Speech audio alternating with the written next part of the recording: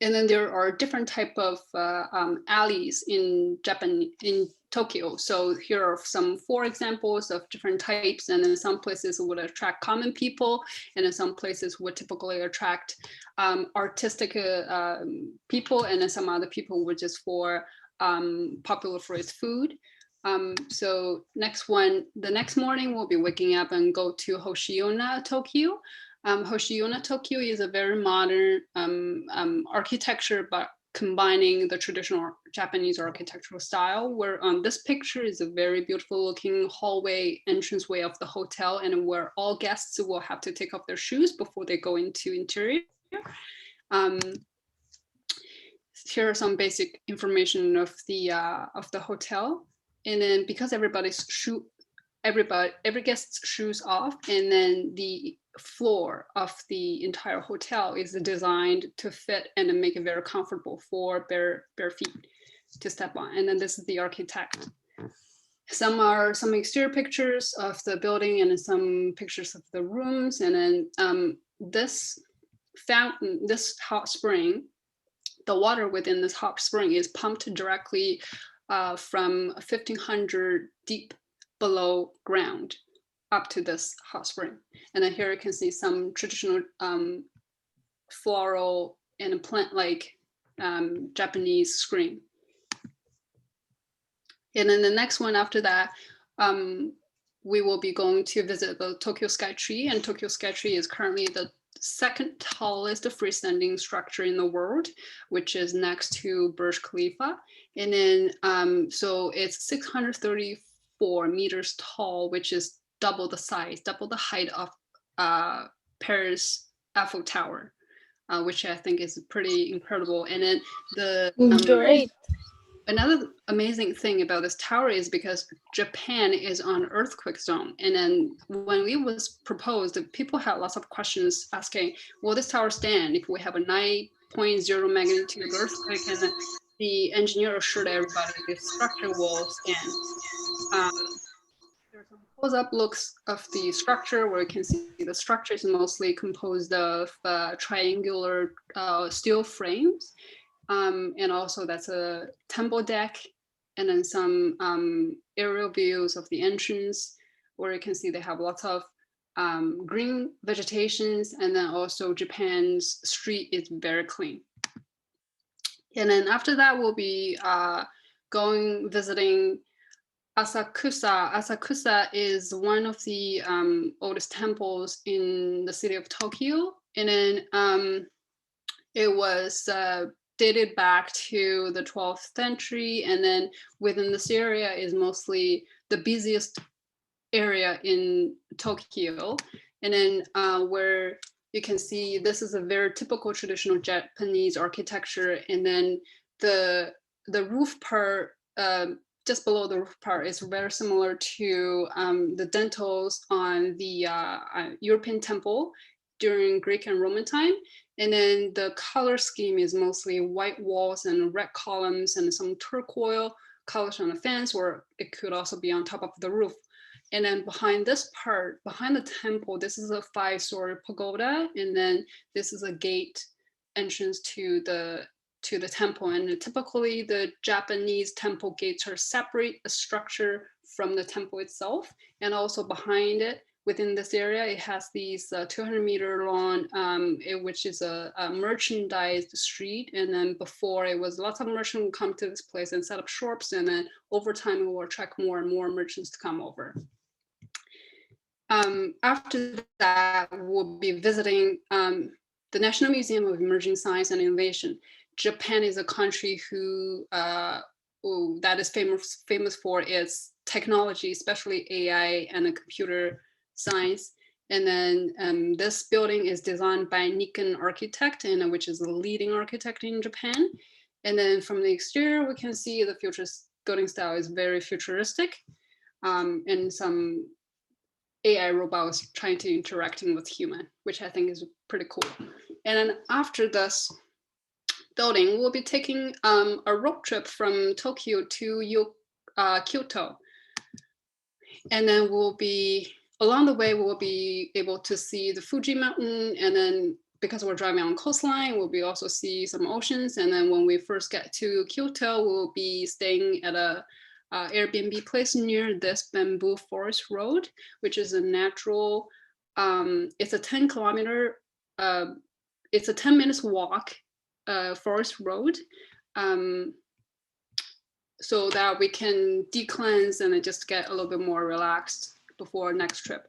And then this is, and the next day morning, and we'll be visiting this place. This is another temple in Kyoto.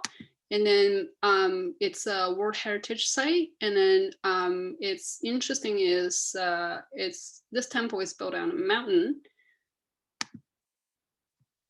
And even more interesting is there was a saying people would jump off of the stage. So this major structure is the stage, what it is famous for. And then people would jump off this stage because the saying is that if you jump off of the stage, your wish will be granted. Surprisingly, I don't know if it's true or not, and then people would actually do it. But modern day in Japan, people would still use this phrase, which is jump off the stage of kiyomizu. That means a leap in the dark. And here are some the gates, and then temple, and also this is a 3-story pagoda where you can see the wood structure. It's very complicated, but also beautiful at the same time. And then after that, coming down from the mountain, and then we'll be visiting Fushimi Irani Tashan. This place will be the highlight of Kyoto tour. All these, the red gates is called Vermilion Torii gates. These are the gates and entryway to the main hall, to the main temple. And at this shrine, it has something about 10,000 vermilion terra gates in front of the shrine on top of the mountain, leading up towards the main temple, which creates a very transcending experience for people to come and visit the temple. And then another thing to note is this is a fox, and then this is a representation of the rise of God, Irani. And then fox is a very highly respected animal and feature in Japanese culture.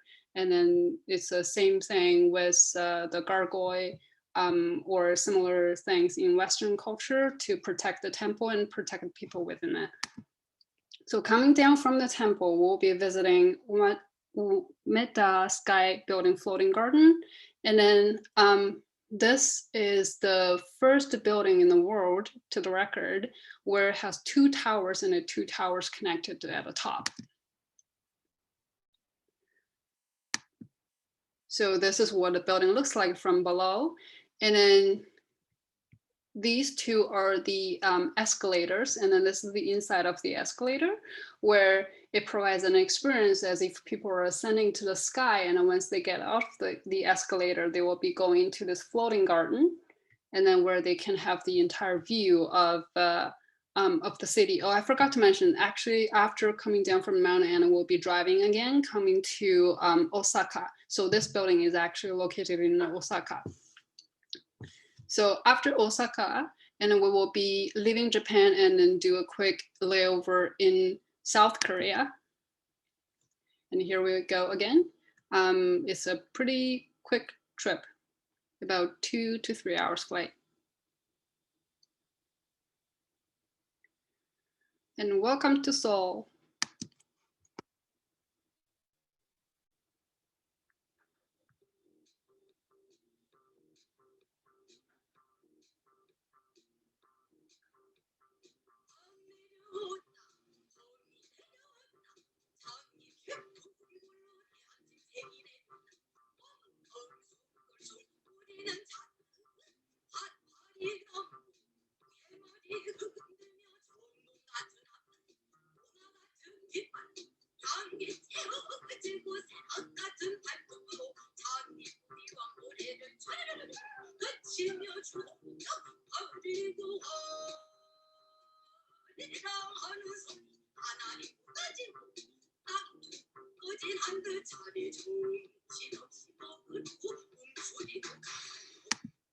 Okay, so I'll pause the video here because considering the time, and then in Seoul we'll be visiting these two places, and then one is the smallest palace in Seoul, and then this second DDP place is designed by famous architect Zaha Hadid. So first, the temple. This is the smallest temple of the 5 temples in Kyoto, and it was the meaning of this temple means the palace of virtuous longevity, and then it has changed. It's mostly a residence for the royal and imperial family at the time, and then it was built in the built around the mid-century medieval time, and then there's some pictures of the guard changing ceremony, and then some main entrance of the hall, and then some gardens and pond, which is very typical in Eastern palace style architecture. And then this is, I think, is very interesting. So this Western building was completed around 1910. In Western Europe, it was somewhere around Nouveau Art Deco area, and then where you can see the typical pediment of Greek style, and then the Ionic column order. And then this is a very modern, very futuristic architecture by Zaha Hadid. It was a plaza for Korean design industry, and then there's a park, and also it's a function connecting the city place. And then after that, quickly over, we'll be heading towards to China. And the first stop in China is the current People's Republic of China's capital, Beijing. At this place, also for the time, I'll just quickly go through the video.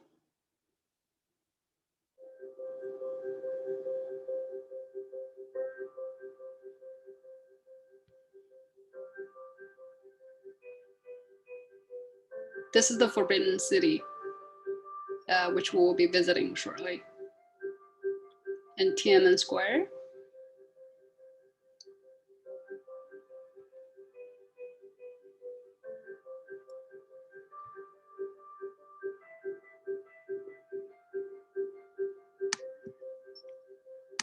Okay, stopping the video right here, and then these are the places that we'll be visiting in China.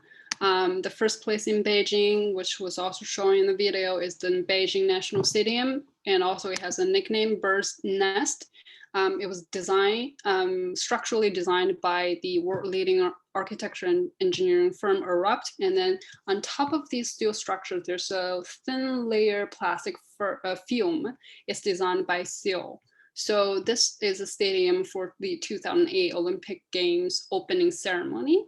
And then the construction of this steel structure, it was break down into different columns, and then all these steel structures are prefabricated and assembled in Shanghai. If you're familiar, that is a city about 1,000 kilometers away from Beijing, and then prefabricated, pre-assembled, and then transported through land to Beijing and assembled on site. So they erected all the columns where you can see are these ones first, and then they put the dome on top of it. So it was a very interesting and exciting moment when they put the dome on top of it. If there were 1 millimeter difference, and then this structure would not stand. And then after that, we'll be heading towards the Palace Museum, which is also called the Forbidden City. It was a palace, also home to 24 emperors in Imperial China. And then it was built during the late Imperial China period, which is also equivalent to the Western medieval to right before World War I, where you can see the main temple is on elevated platforms, and then the roof structure has yellow tiles, and then the wall colors are red. also similar to Japanese and South Korean temple structure. And then this is a scale as to how big this palace is. And then different from Japanese fox, so lions, phoenix, and dragons are these typical symbolic animals in ancient China and Imperial Chinese history. So where you can see red and lots of red. Red is a good color as well. And then blue resembles the color of sky. Green means the color of grass. And then yellow is the color of sun. And then red meaning good luck. And then after Beijing, we'll be taking a high-speed train and then coming to Xi'an, which is also my home place. And when we get to Xi'an, we'll be visiting the Terracotta Warriors. So Terracotta Warriors is the tomb of the first emperor of China, and then which was built around the 250 early 200 BCE, and then the reason for him to build this tomb is because he wanted to take an army of troops to his afterlife, and he started building this tomb right after he united all the countries and territories and states, and then started to form the first dynasty of Imperial Chinese history. And then where you can see all these soldiers and then warriors and horses are made of clay, and then these are made from real life human scale, and everybody has different features. And after that, we'll go back to the center of the Xi'an to visit the bell tower, which is also built in the late Imperial China. This is the biggest of its kind, and it's still standing, and it's facing directly towards, north, south, east, west.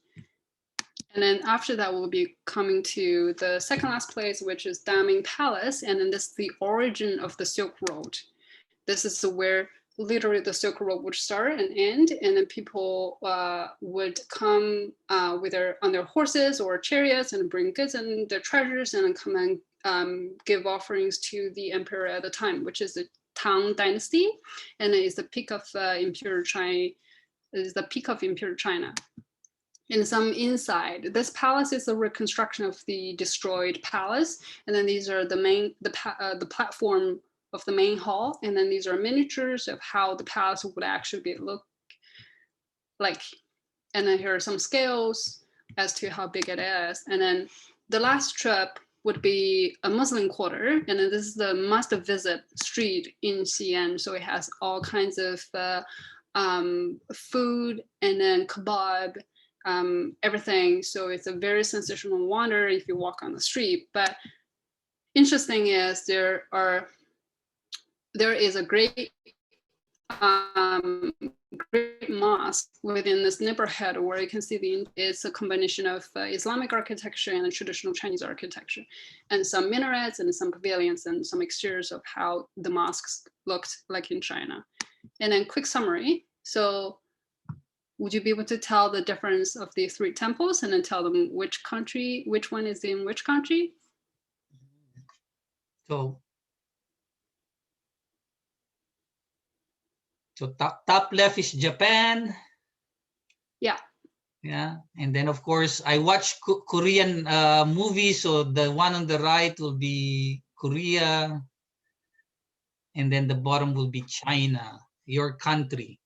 Yes, that's right. Yeah. And then discovery of issues, and apparently all these three countries, they have common issue, that's overcrowded city, just poor traffic and poor air quality due to rapid development. And then my recommendation is to put into perspective, these are the population density in all the three countries, and then comparing to what it is like in Canada. So this may be the cause of all the issues and then disagreement between West and East. So my recommendation is to reimagine the futuristic cities like what we see in the movies. And then here are some examples.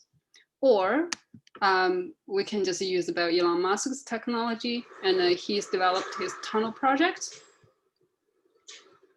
This is also a video about underground tunnels. Underground, yes. His tunnel, one of his tunnels has completed in the States. So yeah, and then that'll be the end of the tour. Welcome back to Toronto. Yeah, interesting. Very interesting. Good, yeah, good job. Okay, so we'll go on to our next. Bravo, yeah. Very informative. And I really like how you were showing the comparison between the West and the East, right? So that's always something I'm like interested to know about, like what happened in the West and what happened in the East at the same time. Yes, yeah, the timeline. That's really good. And how you were showing the classical column, right? Yeah. Okay. So that would be my surprise. Oh yeah. Tamas. Yeah, that's interesting. Tamas, are you? Is your microphone working? Is Tamas here?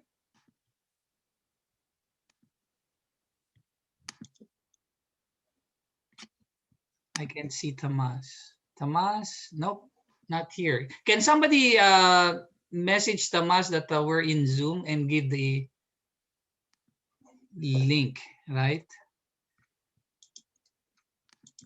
I'll place the link again here in the chat.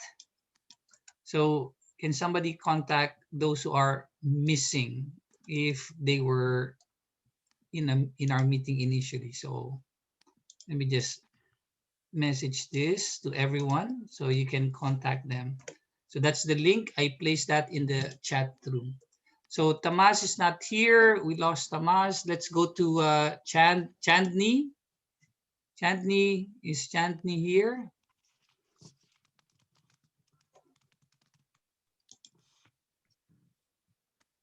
Yeah. You skip over me. No, I'm just going over the, oh, Harris. Yeah, Harris. Sorry, Harris. Harris, would you like to share your PDF? Can you hear me? Yes. Share my PDF. Like, yeah. Share the screen, or would you like me to share the screen?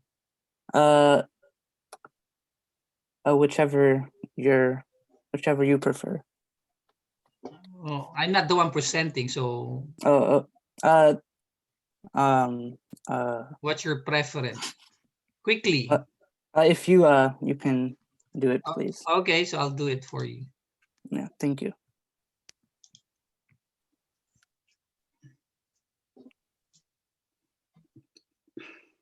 Ready when you are. Okay, so as you can see, my dream tour is in Spain, and we will be going through 3 different destinations. First, next slide, please. So the first destination is Madrid. So if you like road trips with beautiful sights to see, you'll love this trip because you're going to need to drive a lot once you're in Spain. So it'll take approximately 8 hours and 29 minutes to get from Canada to Madrid on airplane. The plane ticket will cost $247 or higher. Once you land in Madrid at Madrid airport, you will gather your luggage and walk over to the National Car Rental, which is located at the airport, which is only a 1-minute walk. And the cheapest 5-seat car is 92.58 euros, which is equivalent to 144.61 cents Canadian. The car can also fit 4 suitcases. Next slide. Sorry. The hotel I'll be staying at is the Only You Boutique Hotel, which is a 20-minute car ride from the airport, and it'll cost 105 euros, which is approximately 163 Canadian dollars. And the first area to visit is Buen Retiro Park and the Crystal Palace, which is only 10 minutes away from the hotel by car. The Crystal Palace is a beautiful building made of glass and cast iron. But what makes it worth visiting and even more beautiful is the landscape and pool in front of it. The building blends perfectly with the beautiful landscape and only makes it more beautiful. It is also a very relaxing place, especially in a busy area like Madrid. Another building to visit is the Royal Palace and Gardens, which is a much bigger building than the Crystal Palace. The Royal Palace is 13 minutes away from the hotel and 14 minutes away from the Crystal Palace. The Royal Palace is a building with a lot of history behind it, which you can learn more about for free on Mondays to Thursdays till 4 p.m. Next slide, please.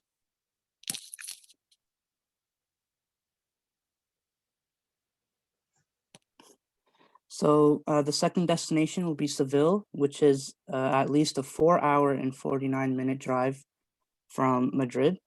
In Seville, the hotel I would be staying at is I'm sorry if I butcher this, Corregidor Boutique Hotel, which is 150 euros, approximately 233 Canadian dollars. From the hotel is a 15-minute ride to the Cathedral de Sevilla, which is listed as a UNESCO World Heritage Site. It's also the largest Gothic cathedral in Christendom. The Cathedral de Sevilla also has a really beautiful interior, but it usually has a long waiting time to get inside, but the wait is definitely worth it. Second slide, please. Another building that I would like to visit is the Real Alcazar, which is a 13-minute ride from the hotel. It's also listed as a UNESCO World Heritage Site. The Real Alcazar is a building filled with arches and pillars. It has a very rich feel to it, as it was created for King Pedro the Cruel. The interior is also something you will want to see, as it is filled with lights and a beautiful pattern and a dome. Next slide, please. The next and final destination is Cordoba, which is a 1-hour, 34-minute drive, which is a much shorter drive than Madrid to Seville. The hotel you will be staying at is the NH Collection Amistad Cordoba. The hotel is 65 euros, which is approximately $101 in Canadian. A 7-minute drive from the hotel will take you to Calahorra Tower, which represents Islamic architecture. The Calahorra Tower has museums that showcase Cordoba's history, including the peaceful coexistence of Christians, Jews, and Muslims. 4 minutes away from the hotel is the Calleja de la Flor, which is one of the most famous streets in Cordoba. It's more like a normal alley than it is a street. The street is famous for its colorful pots, window boxes, and ornate balconies filled with flowers that hang from the homes. The architecture is also one of the reasons why it's popular. Its simple demeanor complements the plants and such they put on the homes. Next slide, please. I will now be talking about a problem and a solution I have to offer. So Cadiz, or Cadiz, however you pronounce it, is one of the oldest cities in all of Western Europe. Yet it has barely any tourists. So one way that can make Cadiz more popular is by making the city more visually appealing by improving on it. One way they can make the city look more appealing is by doing what makes the Calleja de la Flor popular. Do your presentation. Oh man, sorry, my mom just walked in. No problem. Okay. Yeah. So one way to make Cadiz, more popular, would add flowers hanging off of the homes. And another idea to make it look more appealing. Another idea would be to advertise the city as the oldest city in Western Europe, which will definitely attract tourists. And that's it. Thank you. Okay. Great. Very nice presentation. And then we go to Chadney. Is Chadney here? Say hi. Otherwise, I'll move to the next, okay, in the interest of time. If you don't say hi, just turn on your microphone, okay? Unmute yourself. And then if you're not speaking, kindly mute yourself. Matthew?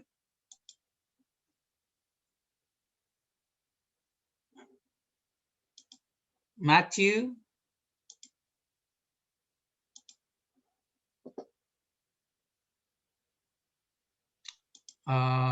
Najib?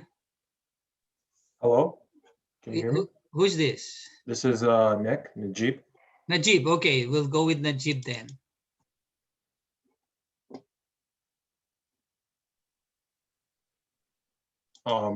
So should I share my screen, or are you gonna do it for me, sir? Share your screen if you, if you. Okay.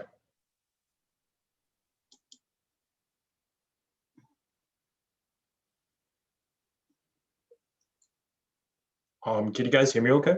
Yes. Okay. Nice and clear. Okay, perfect. If you have audio, make sure you turn on. Do you have audio here? Hello? No, I don't have audio here. Okay, no problem then. So, good afternoon, everyone. Today, my dream trip is gonna be Israel/Palestine, also known as the Holy Land. Before we start, I'm just gonna clarify a couple of things. My parents are from here. They're Christian Palestinians, and there are three main religions from this nation. So I'm going to be explaining it in a Christian point of view, and I don't mean to forget about the other two religions. It's just that I don't know the religions that well to talk on behalf of them, if that's okay with everyone. Yes, it's fine. Thank you for the disclaimer. Yeah. So moving on. So these are the places that we're going to be talking about today. These places have a great meaning in the Bible, especially Jerusalem, Nazareth, Bethlehem, Tiberias, Mount Carmel, and Akka, Old Akka and Old Akko. And yeah, moving on to the next slide. So in order to understand the architecture of the nation, you have to understand the history. So I'm going to give you guys a quick history background. So this is not only is this the birthplace of three main religions, Christianity, Judaism, and Islam, but it's the birthplace of Jesus, many crusade wars especially, and the land itself is rich well before then.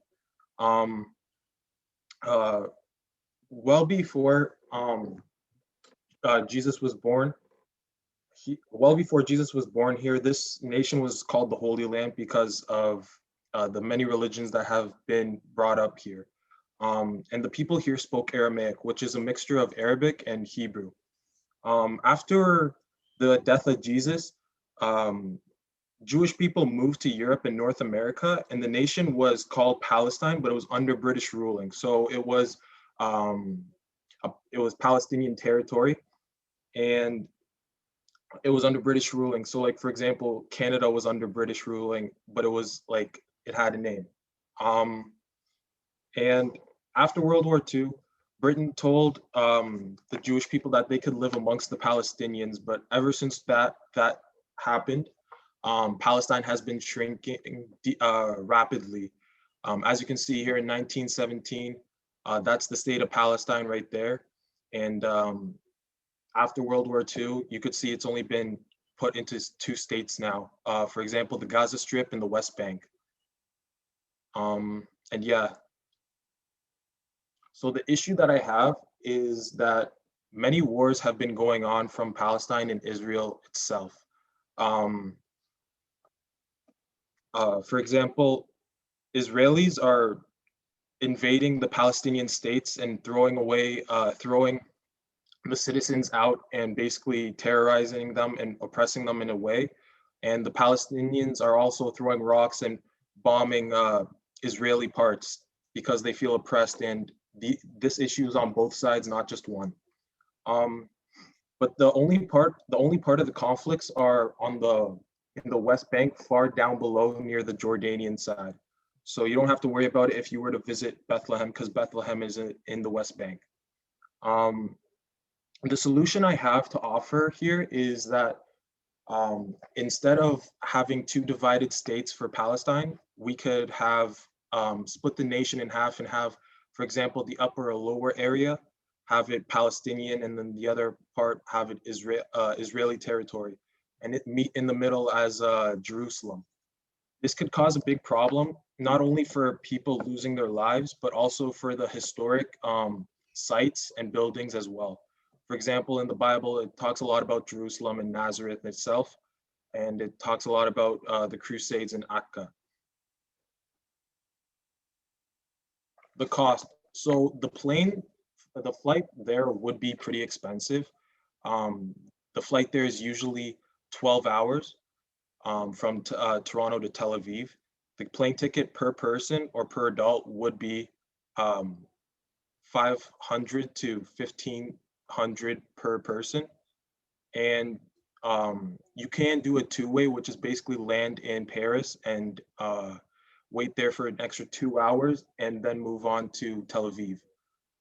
Taxi fare would be cheaper because the Canadian dollar is way more expensive than the Israeli dollar, which is also known as the shekel. For example, 25 shekel for a taxi ride would equal up to $9.75 Canadian. Hotels would also be not that expensive as well. Depending on where you stay, there are many hotels. As you can see here on the screenshot I provided, if you go to, for example, Tel Aviv, there are many hotels because of the shoreline and the beaches that they have there. So depending on the hotel, you could be spending 100 to 400 a night. Train tickets as well, for example, to Tel Aviv to Jerusalem, it would cost you 23.5 shekel, which would end up $6 Canadian for a one-way trip. So for for one way there and back, you'd end up paying $12 per person. Kids under 5 ride for free. So the first activity we have is Jerusalem. Now, Jerusalem has the most recognizable skylines in the world after being announced the capital of Israel recently. The only building that mostly is seen is the Dome of the Rock. It's an Islamic building with a gold dome. It was built in the late 7th century AD and is known as the oldest extant Islamic monument. The style of architecture is a Byzantine, and Byzantine.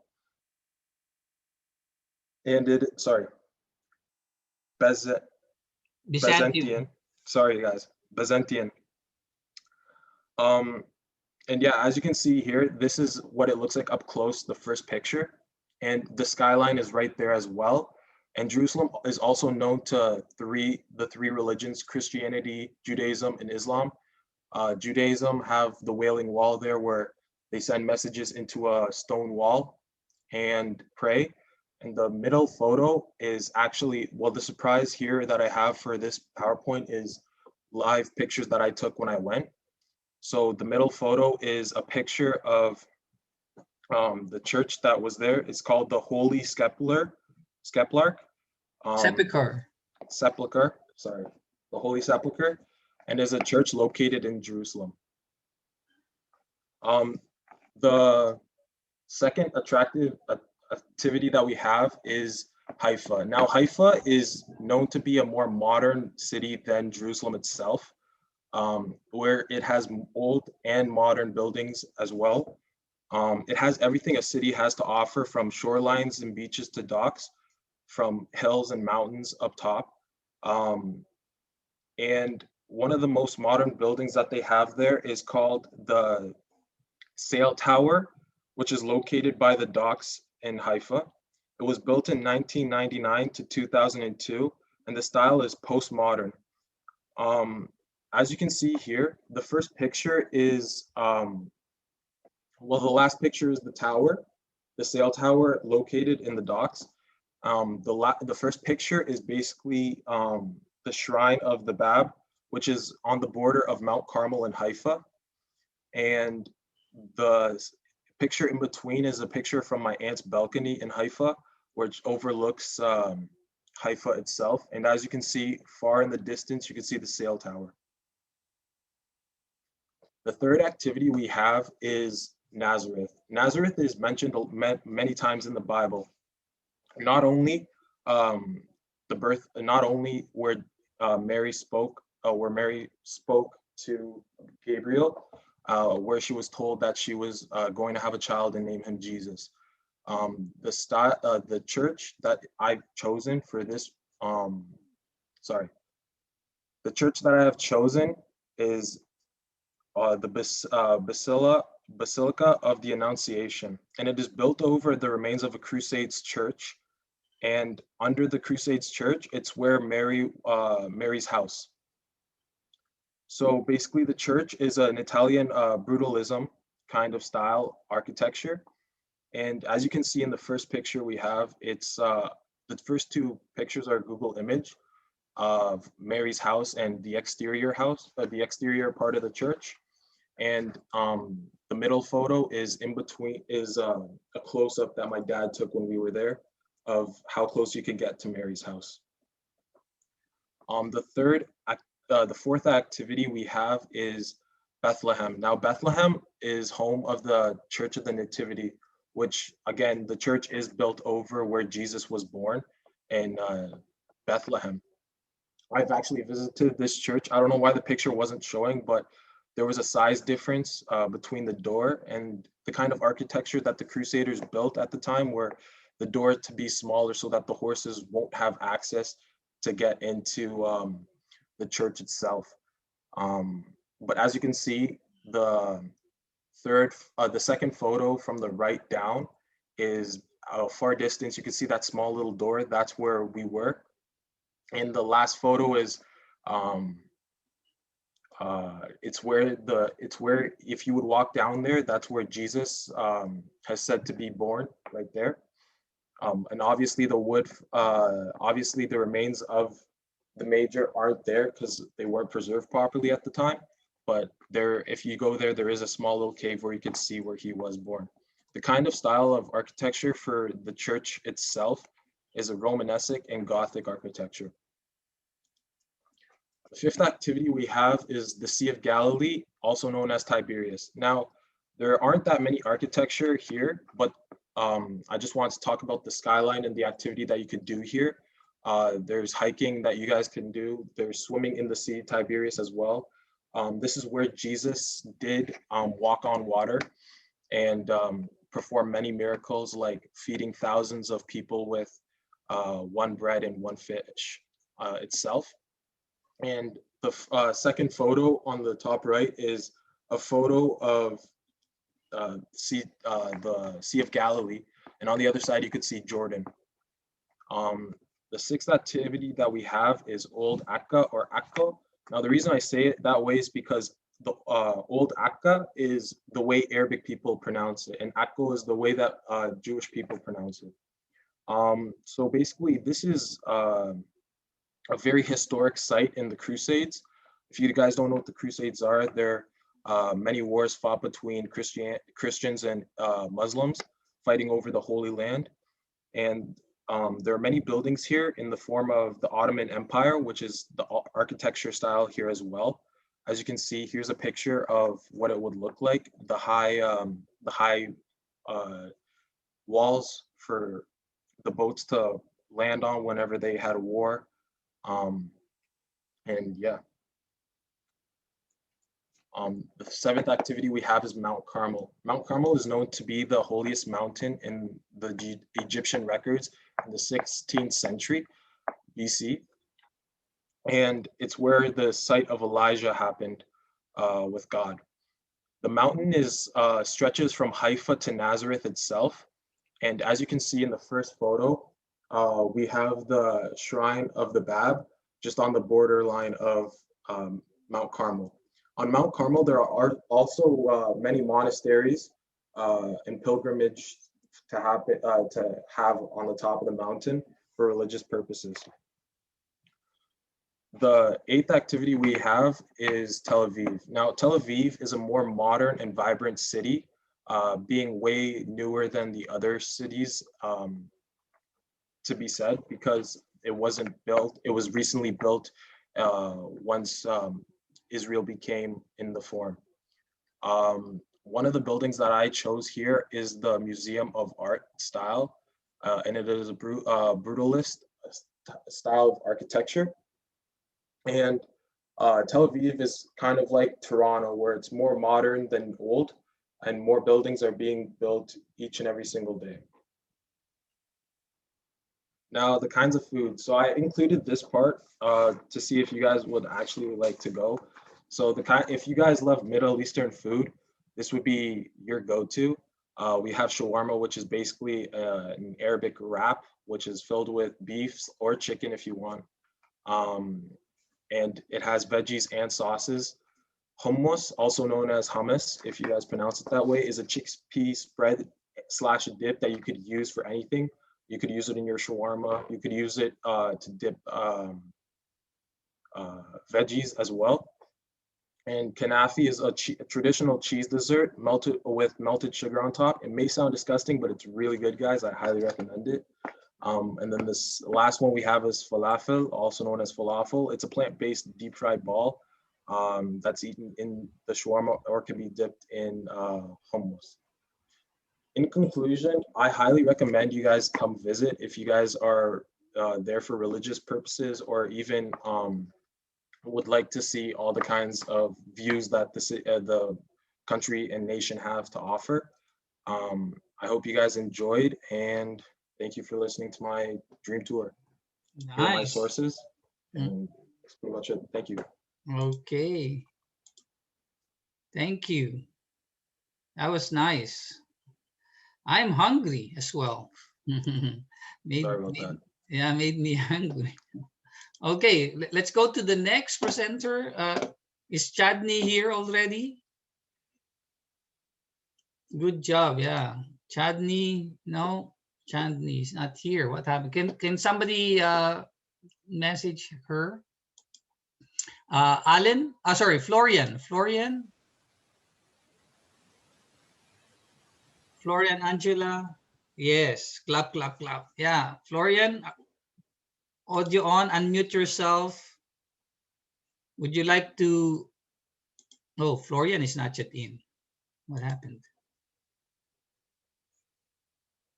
Yeah. Florian, are you ready to present? Yeah, not yet. Alan. Hello, can you hear me? Oh, yes. Okay. Would you like to share your screen, or would you like me to share your PowerPoint? Can you share it for me, sir? Yes, I will. Okay. Okay, Dream Tour.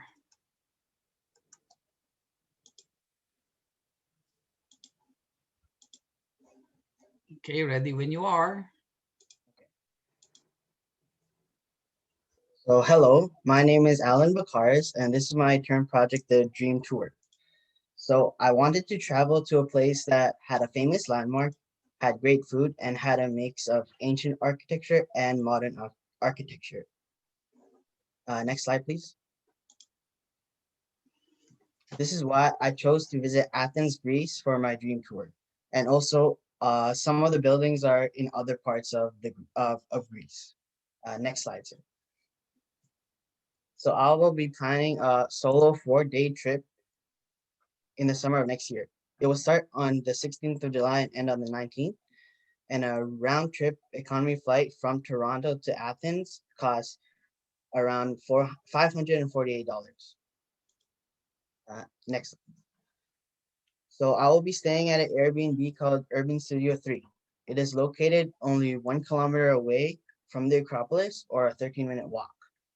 The apartment has a 1 bedroom, 1 bathroom, and it is able to house 2 people. A 3-night stay costs $74. Wow, that's cheap. Yeah, it is cheap, with each night costing $22 per day and a $7 service fee. Most importantly, it has a great view of the Acropolis. And next slide. So I set my budget for transportation at $100 and my food budget at $250.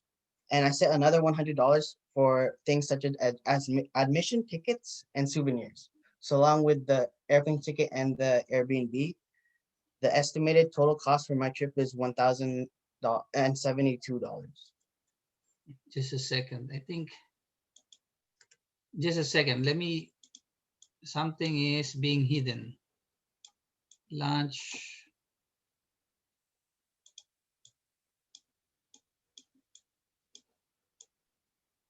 Okay. For some reason, the PowerPoint was jumbled up. So let me share that again.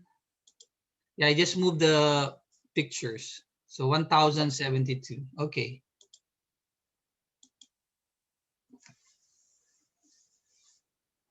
So on day one, I plan on visiting some famous ancient Greek architecture, most specifically the buildings in the Acropolis. A tour of the Acropolis costs around 20 euros, which converted to Canadian is around 30 Canadian dollars. And it takes around an hour and 30 minutes. So it'll take up the majority of my morning. The tour will take me to the Propylaea, the Parthenon, the Erechtheion, and the Temple of Athena Nike, and various other buildings there. After that, in the afternoon, I will go to the Acropolis Museum, which is shown in the bottom right. So the museum houses artifacts and sculptures found on or around the Acropolis, and the building itself has a great architectural design. It was designed by the architect Bernard Tschumi, and its modern design was able to stand out without taking away from the artifacts inside. I thought that it was a great building to end the day on, since it transitions from the ancient Greek architecture to a more modern style. Uh, Next slide, please. So that is why on the next day, I will visit buildings that have a more modern design. In the morning, I will visit the Stavros Niarchos Foundation Cultural Center. It houses the National Library of Greece and the Greek National Opera. So the 2 buildings on the top, that is the exterior and interior. So it also has a 170,000 square meter landscape park, and the building is also environmentally friendly and is aiming for a platinum LEED rating. I know you from Studio One, we know what LEED is, and platinum is the highest rating in that. In the afternoon, I will visit the Athens Olympic Sports Complex and the Piraeus Tower. The Athens Olympic Sports Complex was designed by architect Santiago Calatrava. It has a beautiful, graceful design. However, today it is not in use and abandoned, but it's still able to be accessed by the public. And the Piraeus Tower is the second tallest building in Greece and the tallest in the port of Piraeus. However, it was never fully inhabited and only was used on the first 3 floors. The reason why I chose these 2 buildings was because they'll be come crucial in my part 2 or my issue with the city. On the evening of day 2, I plan to visit the Onassis Cultural Center. It is a very architecturally unique building because it has both an opaque and transparent facade, depending on what angle you look at the building from.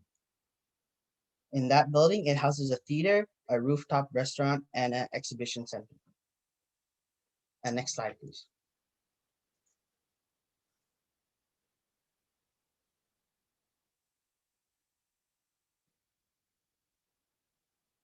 On day 3, I'll visit the Monasteraki Flea Market. There, you could shop for at a variety of stores and boutiques. And after that, I'll visit the Greek Parliament building. It now houses the National Historical Museum and is where you can see the Greek presidential guards. And lastly, I'll visit the Metropolitan Cathedral of Athens. It is the largest cathedral in all of Athens and is in the neoclassical style. Next slide.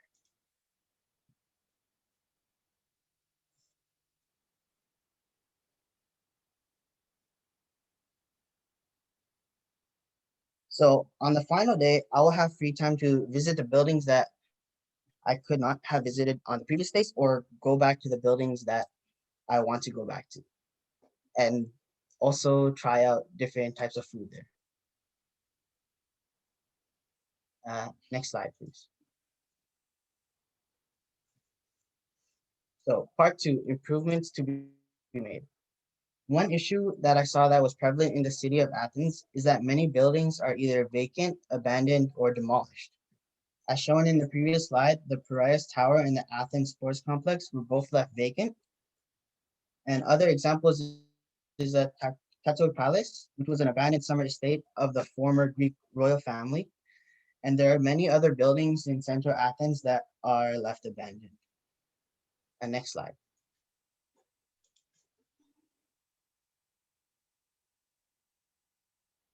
So my recommendation is to solve this issue is to convert some unused buildings into a new function or new purpose. This is known as adaptive reuse. Through adaptive reuse, new job opportunities are opened by the surrounding community, allowing for economic growth. On the bottom, there are some examples of how it was used in the previous examples.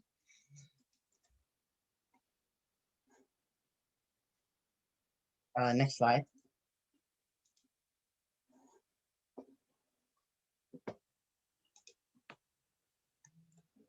So this is my part 3. It was something for me to think of during my trip, maybe sort of like an ice for myself. So I would pick an abandoned building shown in the previous slides, and then how would you redesign its purpose? And I would draw any renovations I would make. So for my idea, maybe convert these into a condominium complex or an office building, so you could get additional revenue and help grow the economy. If you guys want, or if you guys have any ideas of what you could turn these buildings into, you could put it in the chat. And that's all.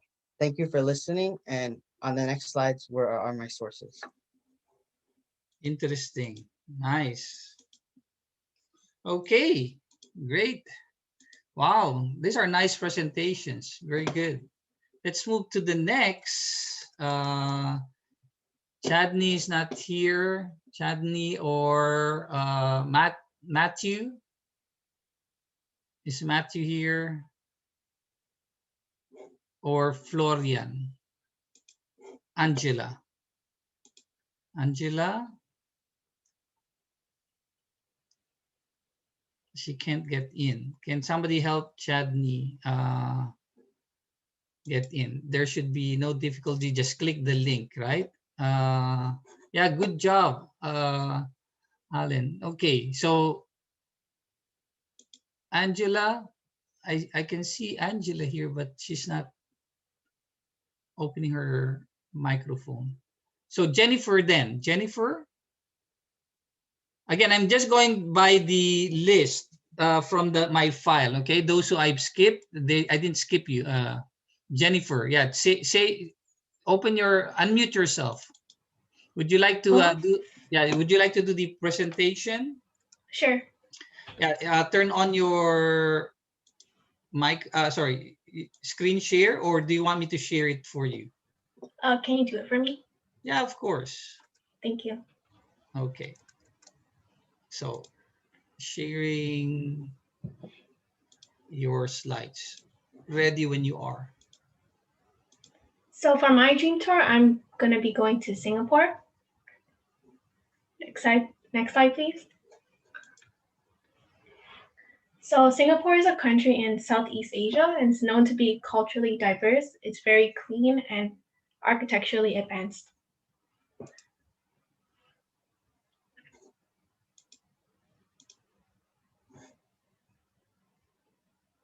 Oh, I have a slide before this one. You do, okay. That's it, right? This and then that. Oh yeah. So right now the plane tickets cost about 2,300 for a single person. So I believe before Corona, it was probably a lot cheaper.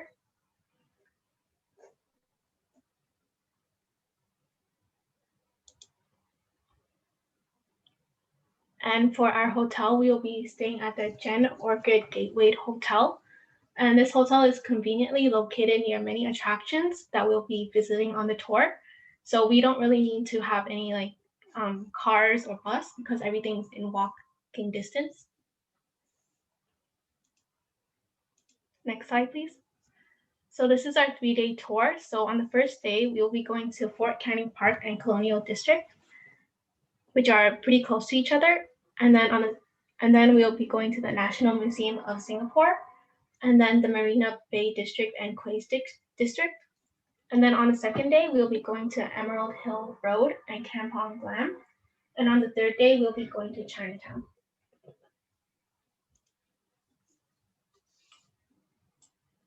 And here's just a map of all the destinations.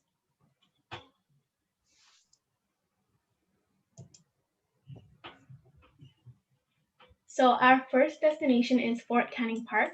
And this park used to be a palace for Malaysian kings, but it was turned into a British trading post. And the British built a fortress on this park, and this was the start of the European influence in the architecture.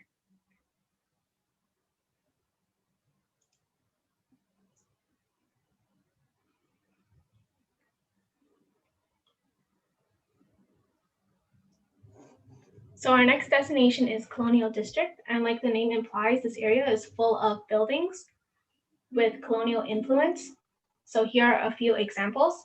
So we have the Old Supreme Court, and this court uses a style of neoclassical style, and it was the last structure to be built under the British rule.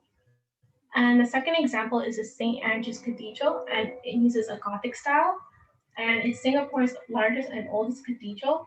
And the third example is City Hall. So this building uses a neoclassical style, and at the time, it was the longest facade. Next slide, please.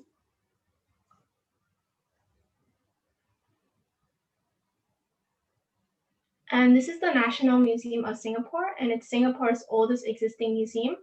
Its colonial influence came from Britain, where Neo-Palladian style became popular from the 17th century.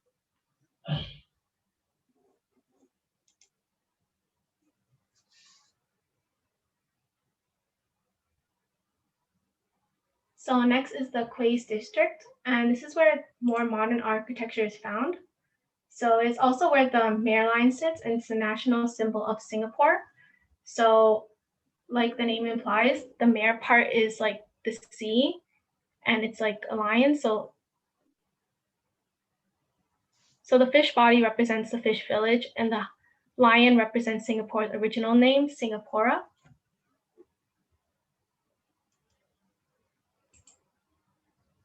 Next slide, please.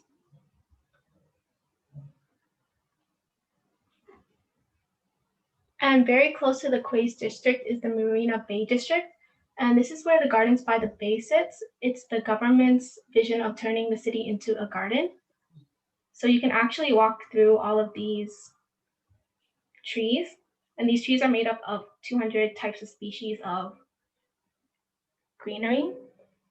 And it's a 128-meter walkway that is 22 meters up in the air. And at nighttime, they have a lot of like night shows and everything.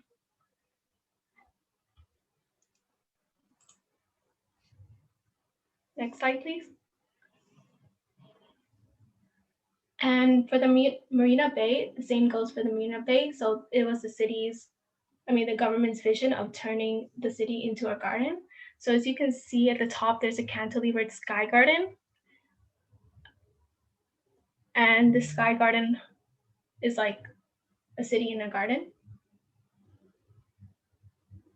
and it was designed to be environmentally sustainable. Next slide, please. And for our day 2 route, we'll be going to Emerald Hill Road and Kampong Glam. And here's just a picture of the route we'll be taking.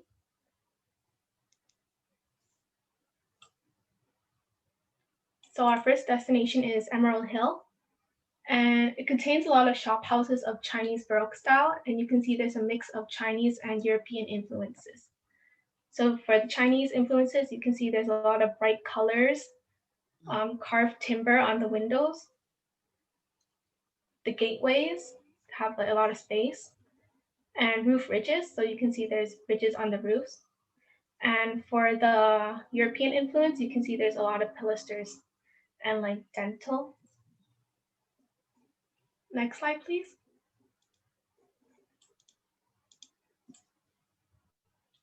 And here are just some architectural styles of the shop houses over time.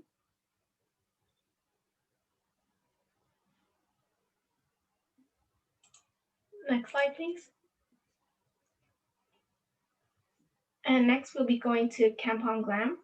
So this is where the Sultan Mosque sits. And again, there's some cultural, there's a cross-cultural influence to it. So Singapore was colonized by the Britain. So British architects in India commonly used this style to build mosques. And this is the Indo-Gothic style.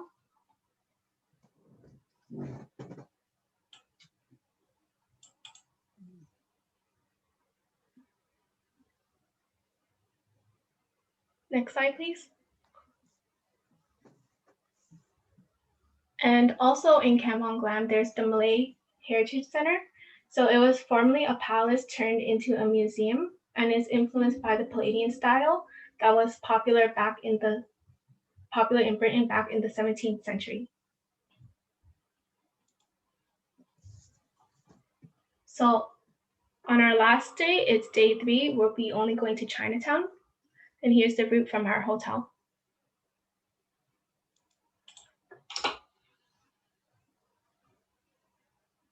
So Singapore is known to be culturally diverse, and one ethnic group being the Chinese. So Chinese immigrants from China needed to build shelter to settle down.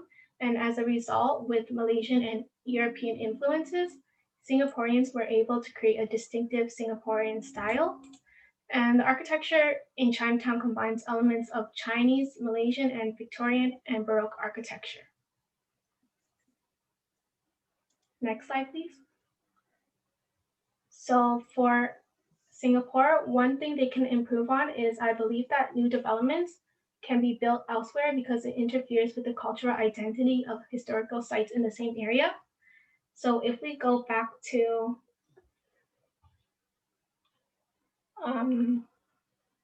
can we go back to the slide where I show the colonial district?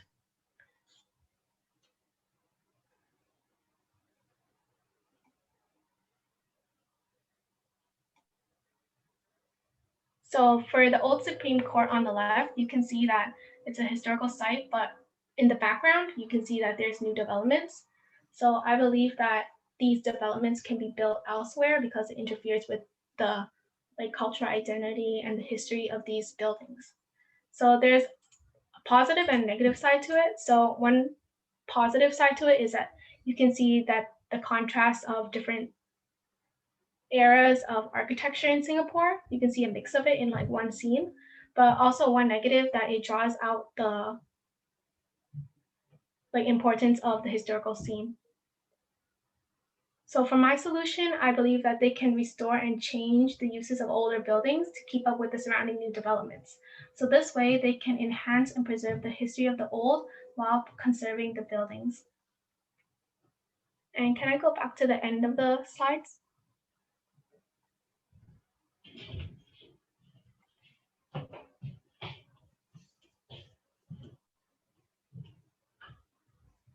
And next slide.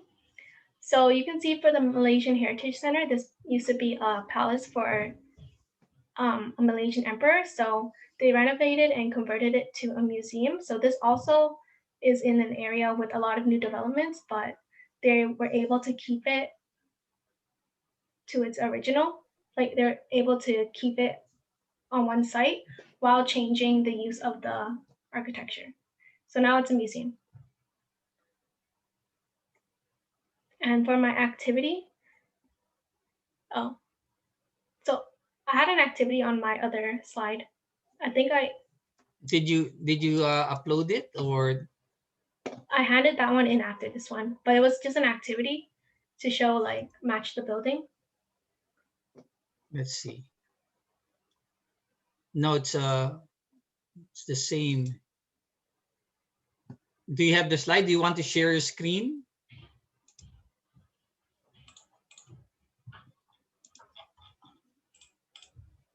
How do I do that? Oh, Down the below, green. share screen.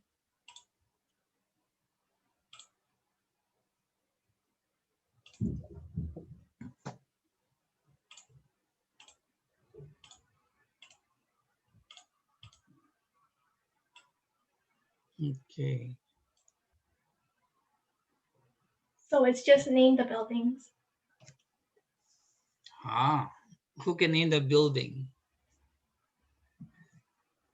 So you need to unmute yourself or place it in the chat for your response.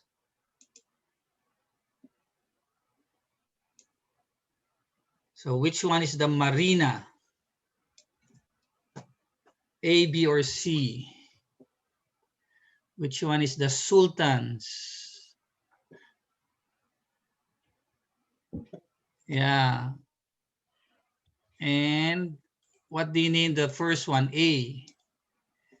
Is that the Supreme Court? Is that Supreme Court? Did we get it That's the right? National Museum National of Singapore. Museum of Singapore. So here are the Easy. answers. Okay. Okay. Now I'll remember that. That's the National Museum. You do know that Singapore is one of the smallest city state, right, in the world. Yeah, so land is very scarce. Yeah. Nice. Okay. Thank you very much. I don't have that activity in your PowerPoint that you submitted, so maybe you can just submit those slides. Thank you very much. And place your name on your, what do you call this? On your PowerPoint. You don't even have your name on the PowerPoint.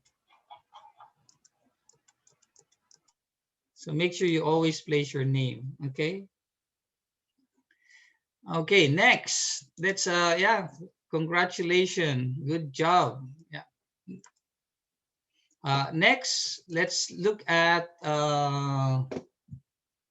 is Angela here now? Hello? Yeah, there you are. Would you like me to share your screen or your PowerPoint, or would you like to share it yourself? Oh, I can do it. Okay, go ahead.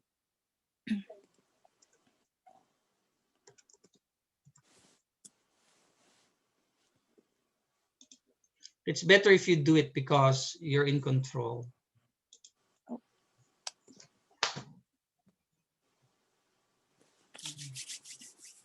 So this is where I'll begin my tour, Japan. So this is an example of my flight ticket and when I'll be departing and what type of airline I'll be using and what area in Toronto or in Tokyo airport I'll be. So I'll have my flight at May 17 till May 20.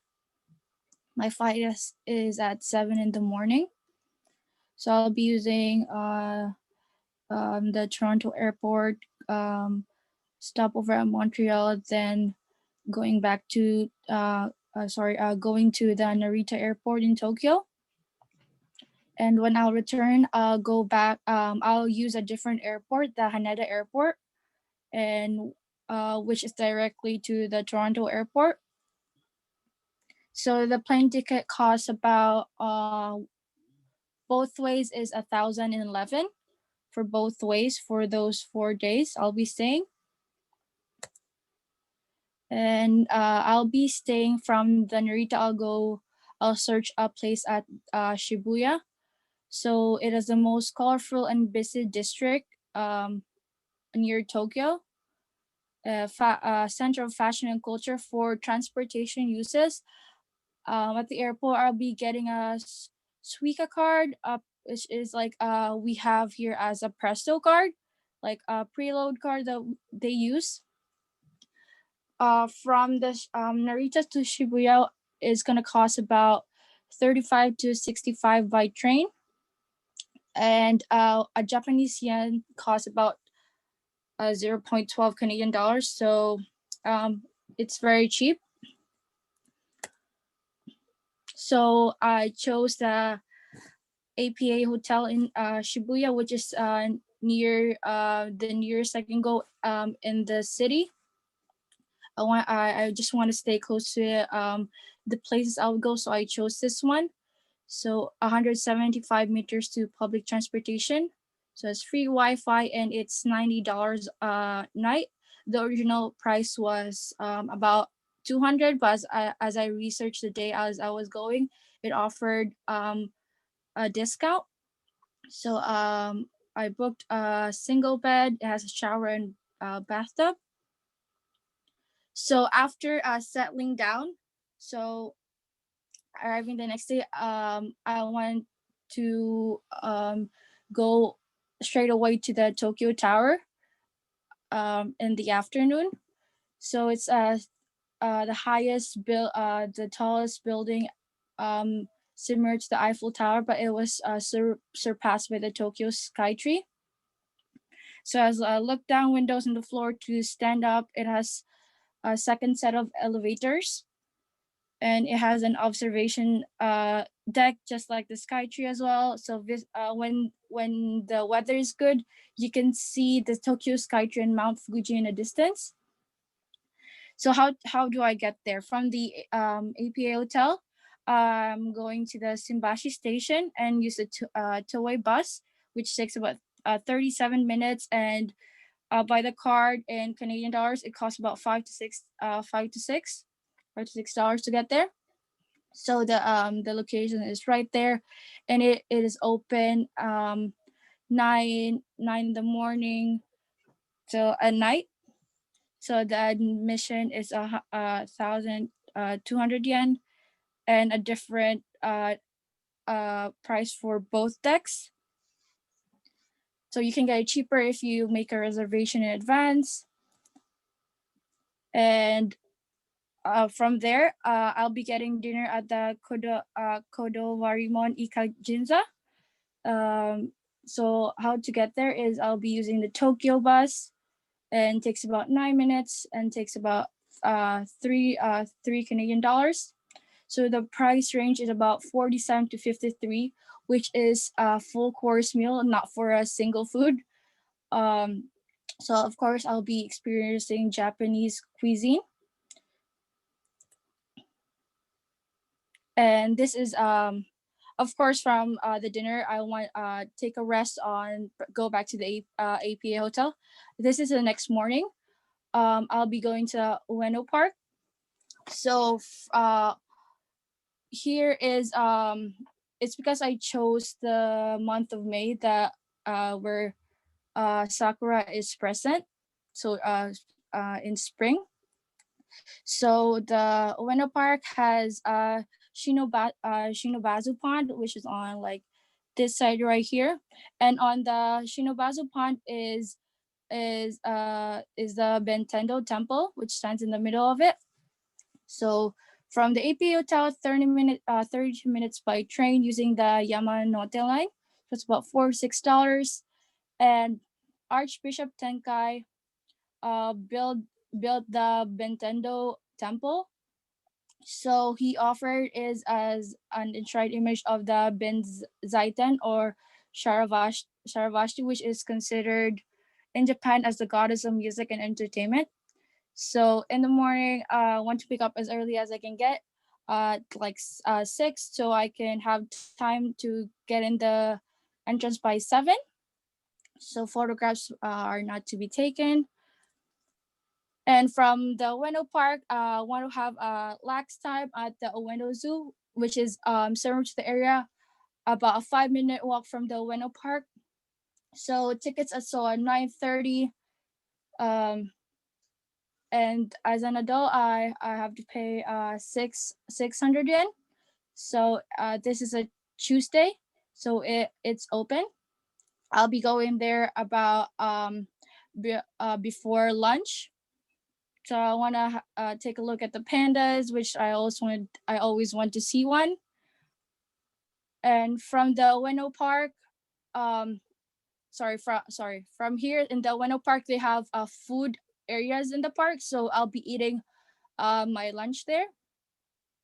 And from the Ueno Park, this is also in the area, is a small Hanazono Inari shrine. It takes about 40 minutes by subway, $2 to $3 from the Ueno Park. Opens at 9 a.m. to 5 p.m.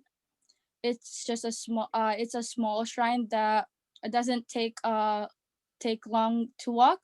So the path, not like the gates, they call it the sando, like this area here, the path, it's the path that they call it.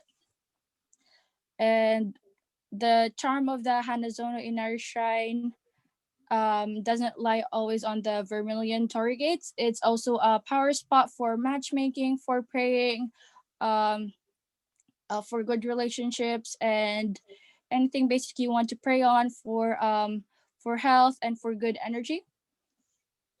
And from there, I'll be going back to the Ueno Park. It'll be about like, since the Hanazono Inari Shrine closes at 5, I want to go like have dinner.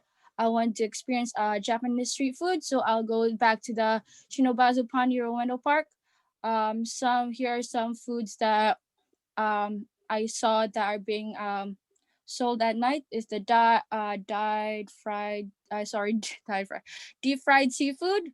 Here are also some crab skewers and the okonomiyaki, which is a savory pancake, not like a sweet pancake, but like a pancake that basically makes you full, like a lunch maybe or a dinner. Yep.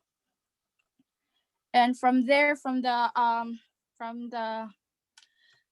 eating food, I'll go to the Omiyako market at night.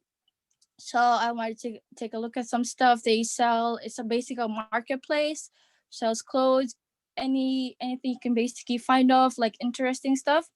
So it closes at night, and from the park, it's really close. It's 7 minutes walk, and a 26-minute by the subway if I want to go back to the hotel.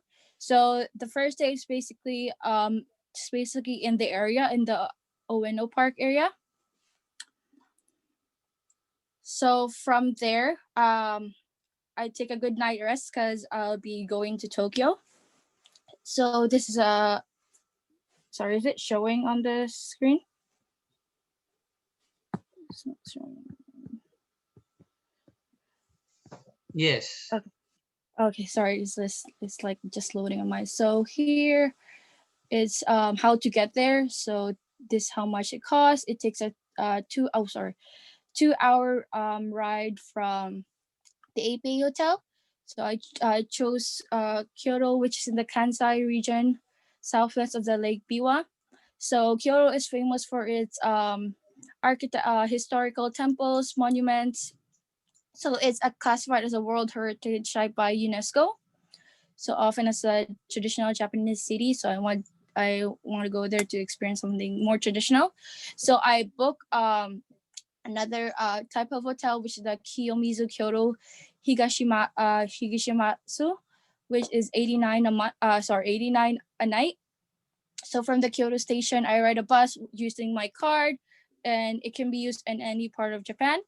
So 40 minutes by bus, which the bus is every 10 minutes. So I order a single room, and this is like a shared, they also have a shared bathroom and a private bathroom. So like the room is made with the tatami mats and traditional materials. So from there, I go to the Kinkakuji or Golden Pavilion. So no. So there are 2 floors which covered in gold leaf. As you can see, it's very bright and has overlook of a pond. So this was at retirement of the shogun Ashikaga Yoshimitsu. So a shogun is like a chief or commander during a specific era. So there are very, very important figures. So this is not in its original state. Of course, it has go through some um, restoration, especially during the Onin War, which was burned down several times, which is considered as a civil war that destroyed much in Tokyo. And the first floor is built in a Shinden style, used for palace buildings during the Heian period. So they compose of two different styles. And its natural wood pillars and white plaster walls contrast yet complement the gilded upper stories of the pavilion. So it's not possible to enter the pavilion because it holds important statues and things inside it. And but from the outside, you can always admire the the materials and the shape and the form of the pavilion. So the second floor is in a bouquet style used in samurai residences and covered completely in gold leaf. So just like I said, important statues or figures is the Kannon Buhay Vista. And finally, the third floor is built in a style of Chinese Zen hall. So inside is capped in a golden phoenix. So from the Golden Temple, oops, sorry, these are my stuff. My slides are mixed up, so this should be the first one. From the temple, I'll go to the Fushimi Inari shrine. It was already discussed by Caroline. Just talk a little more into it. And it's offered to Inari, the Shinto god of rice or agriculture. So just like foxes are the messengers or like symbols of the Inari. So from how this is a location of the Inari and how to get there from the Golden Pavilion is using the bus and transferring to a subway. And when you enter the Vermilion Torii Gates, it takes about 2 to 3 hours to reach the summit. So when you walk in through the gates is the Honden or the main hall of the shrine. So you could pay respect by making a small offering. And as you go up through the mountain, the density of the air like decreases. So it's sorry. So the parallel rows of gates are called the Sembun Torii, Thousand of Torii Gates. Sorry. Also in the summer, we also have another call for the cherry blossom viewing. It's also called Zembun Sakura, just like Zembun Torii. It means 1,000 cherry blossoms. So it's like I said, 2 to 3 hours of hiking, and along the way you'll see food or themed dishes. If you get hungry, you can always grab a snack or two. And from there, from entering the Fushimi Inari Shrine, when you reach the top, you can pass the head priest or living quarters, which is also called as Hojo, but obviously not open to the public. So it has a view of the Anbintaku pond that is said to never dry up. So they Japanese people believe that if you throw coins, you're gonna be lucky. And as you continue walking, you'll this is open to the public. It's the Sekate Tea House. Oh, sorry, this was supposed to be part of the Golden Pavilion. So once you're outside the souvenir shop, you can have a small a small gathering of like people who have joined the tour, and there's also a small temple called houses the statue of Fudo Myo, one of the five wisdom kings, and is also a part of the figures in Japanese built by Kobo Daishi. So the hours admission are from 9 to 17, and it's a 4-hour, 400 yen. Messed up, sorry. So from the Fushimi Inari Shrine, after the 2 to 3 hour walk, of course I'll get hungry. I saw some restaurant called the Inafuku. So they're famous for their grilled quail birds or sparrow on the here, and cold soba noodles. And after that, I want to get some dessert or hogyokudo, Japanese cookies shaped as a fox, of course, to remind us of the god Inari.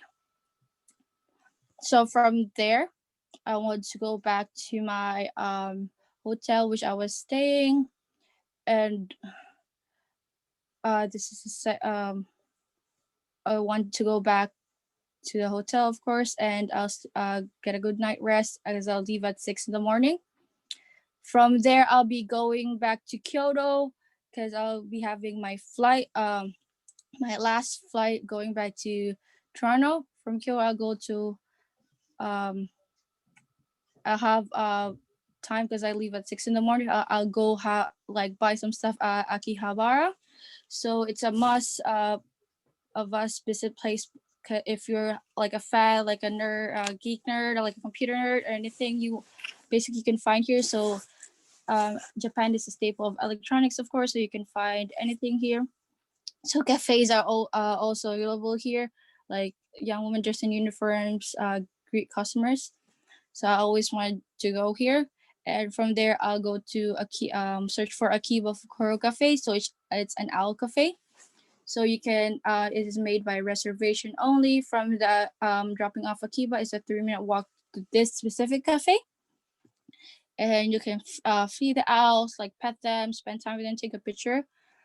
And from there, so since I have like two from Kyoto, like a 3-hour, so I'm basically at like 10 or like 11. I also wanted to experience, they have like a go-kart, which a tour is about, like you can choose what kind of course you like take. If you want to take if you're in I chose this specific course because it's in Akihabara, but there are different also courses in Japan, not only in this kind of area. They also have in Tokyo, Shibuya as well. So this kind of tour takes you to the Tokyo Skytree, Asakusa, and Yogoku. So it costs about $65 discount. But how are you able to how are you able to drive? You need since I'm a tourist, I'm gonna have to have an international driving permit, use a passport, and home country license. So rentals can include a face mask, shade, and helmet, favorite costume. So basically a tour of the Tokyo area.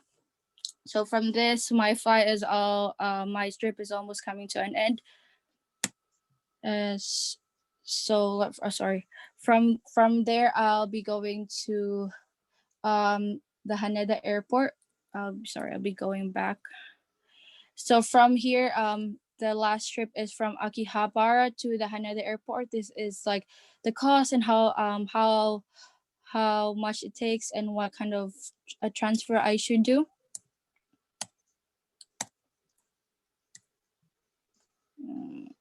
So from here, as we know, like Japan is a staple of electronics, has many buildings, and like I saw that as a problem because like they have like a strict policy, which I think is good. They're very disciplined and organized, but I think the streets are very much crowded, and I think it would be a better idea to give out like a space here with still like the buildings intact, and to give like a nature way, because like all the buildings is just like a staple buildings.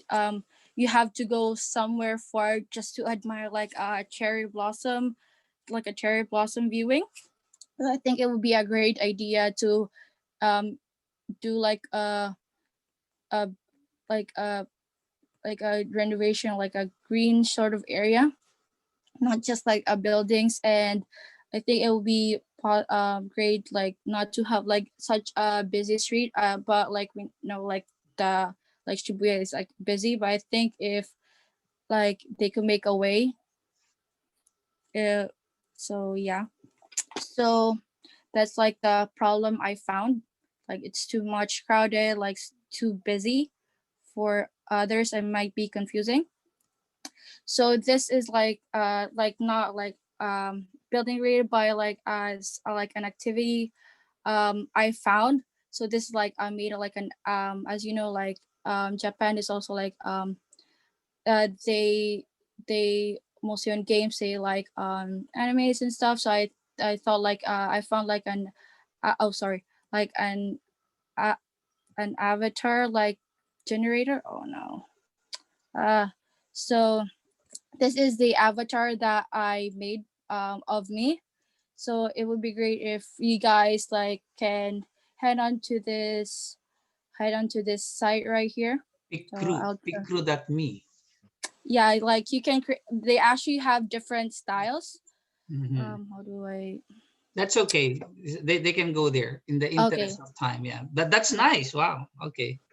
so yeah, that's basic my tour. If like you guys want to share in the chat, like what have you made and what style you've chosen, that would be great. So we can like, of course, we don't see each other's faces, so it would be great like as a of how like it could represent us, or of course like how would you like To you look. would look like, or like Yeah. yeah, it depends on you. I'll So it would be great. I'll create one. That next week we're going to show our avatars. Nice one. Okay, Okay. thank Perfect. you. Thank you. Okay, let's go to Chadney. How do I? Yeah, How do Chadney. I put this stop share? Okay. Yeah. Okay. So would you like to share your PowerPoint, Chadney, or would you like me to share your PowerPoint? Turn on your microphone. Hello, can you hear me? Yes. Okay. So Uh, can you please share share your your PowerPoint? PowerPoint. Yeah. Okay. Just Thank a you. sec. Just a second. I will share your. Oops. Where is it?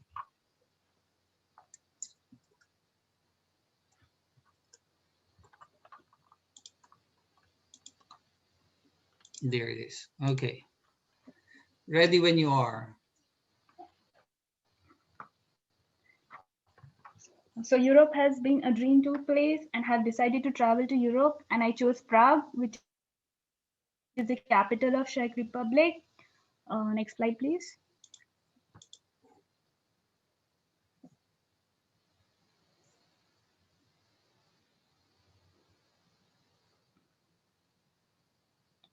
Before the beginning of the tour, I have done some research on city, country, people, language, currency, accommodation, and best places to visit. I shortlisted best flight and accommodation from Toronto to Prague. I chose Skyscraper for my ticket booking, and the fares are around $600 both ways. My accommodation is done by Booking.com. Mia, Sophie, and Madhouse are the two stays. Next slide, please.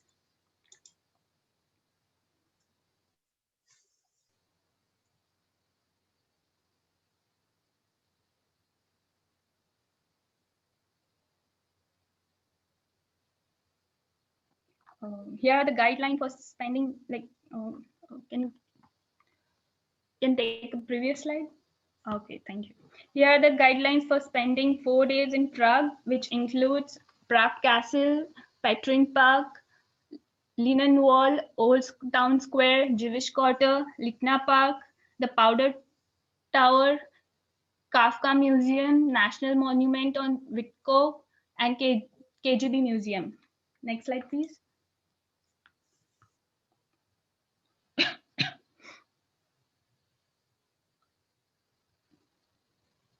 Okay, so these are the checklists of basics, electronics, health essentials, hygiene, and other accessories. Next slide, please.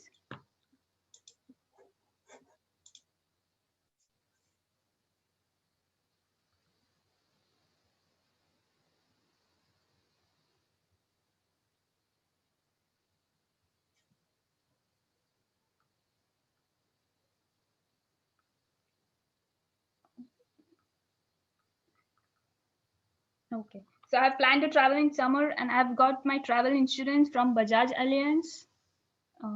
Next slide, please.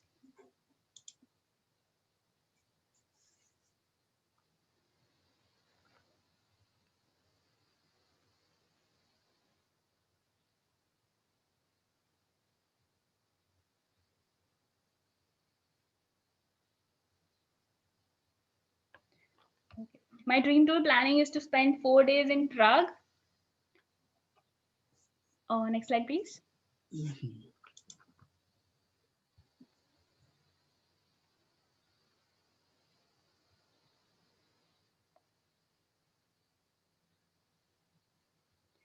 So day 1 includes visit to Prague Castle. The castle, which lords over the city, consists of multiple sections.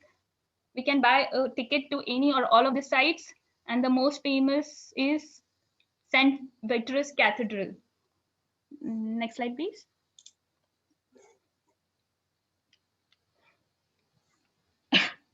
Sorry.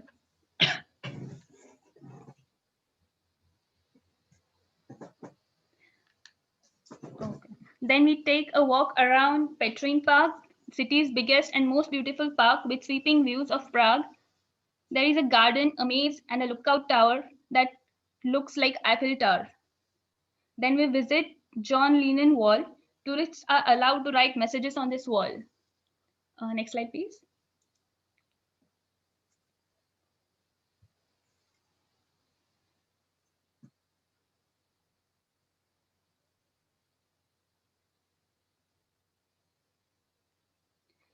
Then we are going to visit the waterfront. After a long day, relax in Campa Park restaurant, which is at the waterfront. And this is the day. This is the end of day 1. Next slide, please.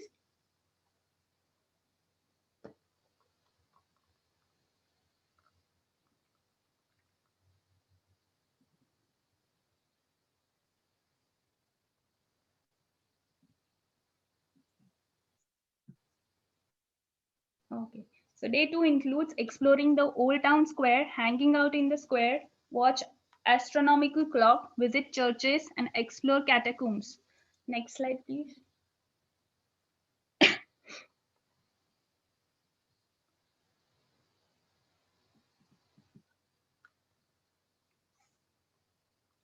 Then we explore Jewish Quarter, which is located between the Old Town Square and Walter River. It is one of the most popular attractions in Prague. Also, we have Underground Prague Tour, which includes tour of medieval houses in the city. Next slide, please. This was the end of day 2.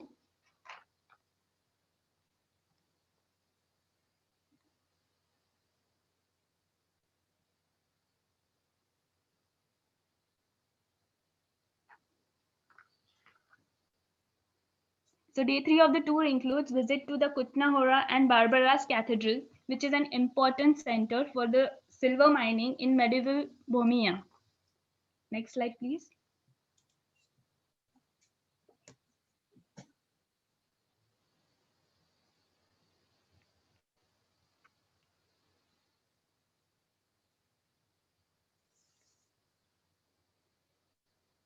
On day 4, we explore Weissert. It is located in the southern part of the city, was also one of the original castles of the King of Prague.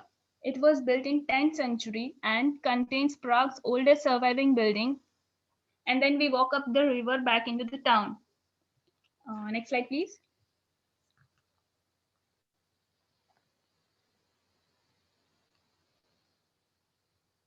This is the Powder Tower, a medieval tower, one of the original 13 city gates. Next slide, please.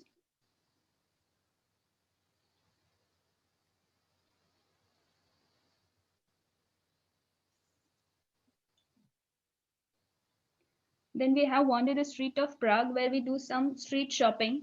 There is a Franz Kafka museum dedicated on his life and work on banks of river. This is the end of day 4. Next slide, please. Sorry.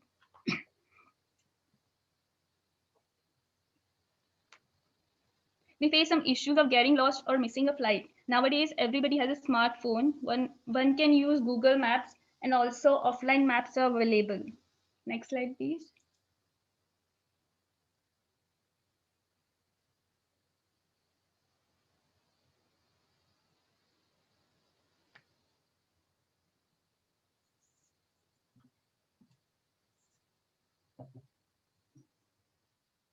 There are other issues such as getting sick and jet lag. If you don't have travel sickness medication, then there are some few other things you can try. Like I would try and limit the stimulation. Next slide, please.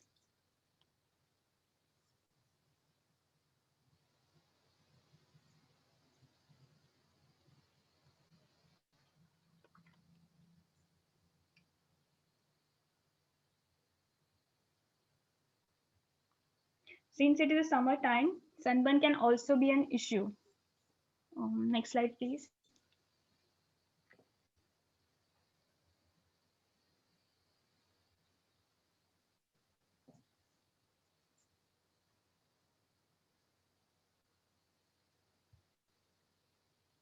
Sometimes there are also issues of luggage exchange.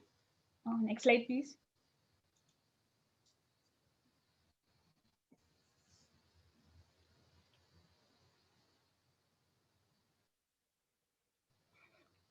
So there is a surprise on the next slide.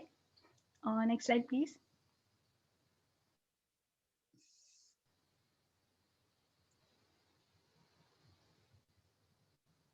You just failed the course. Since this is probably a last lecture, I'd like to thank you.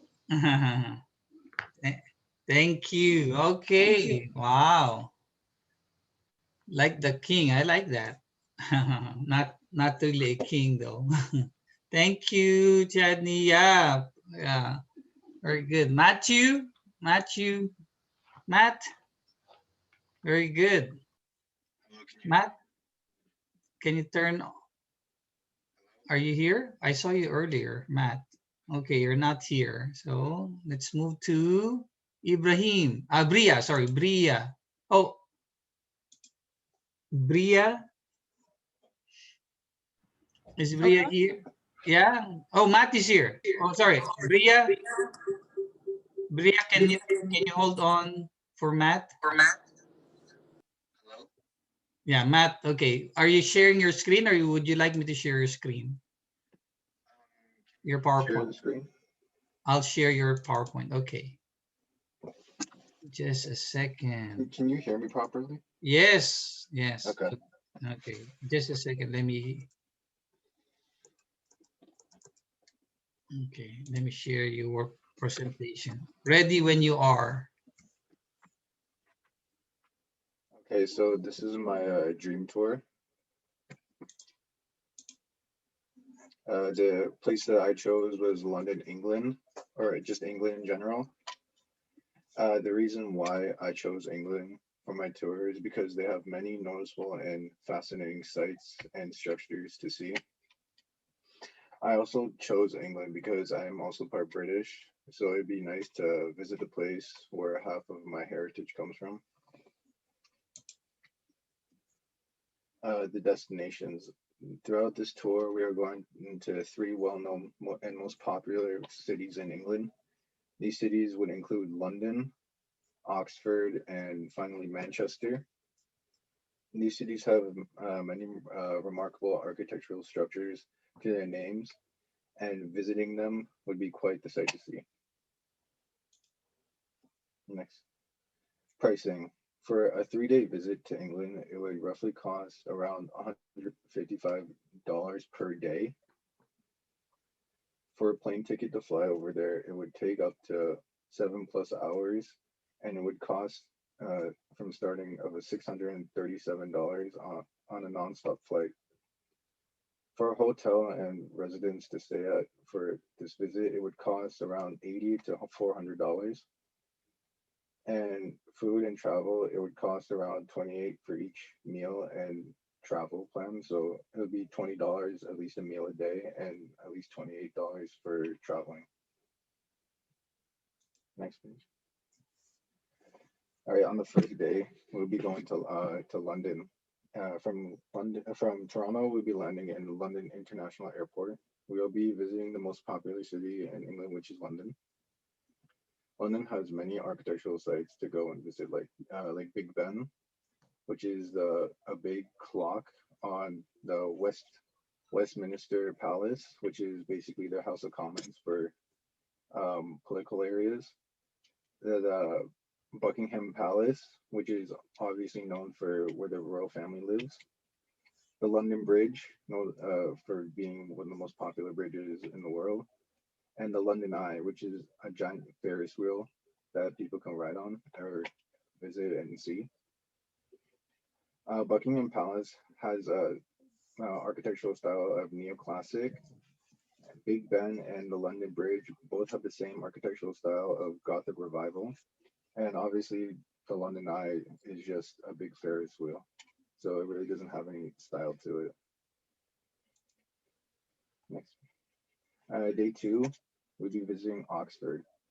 Oxford is one of the known places for its university, the University of Oxford.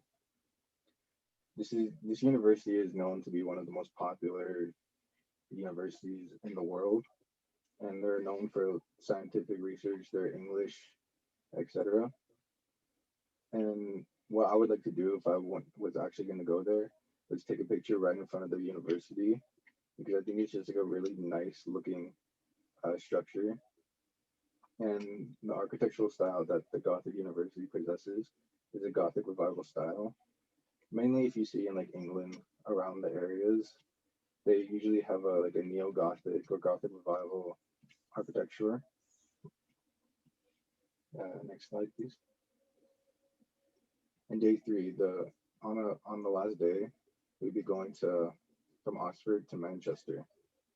The main site that I would want to visit is the Manchester Museum. I would like to look inside the museum and inspect many of the artifacts that they have, like the dinosaurs, like the lost archaeological finds that they have, many of the stones or the like jewelry or the gold or everything that they have.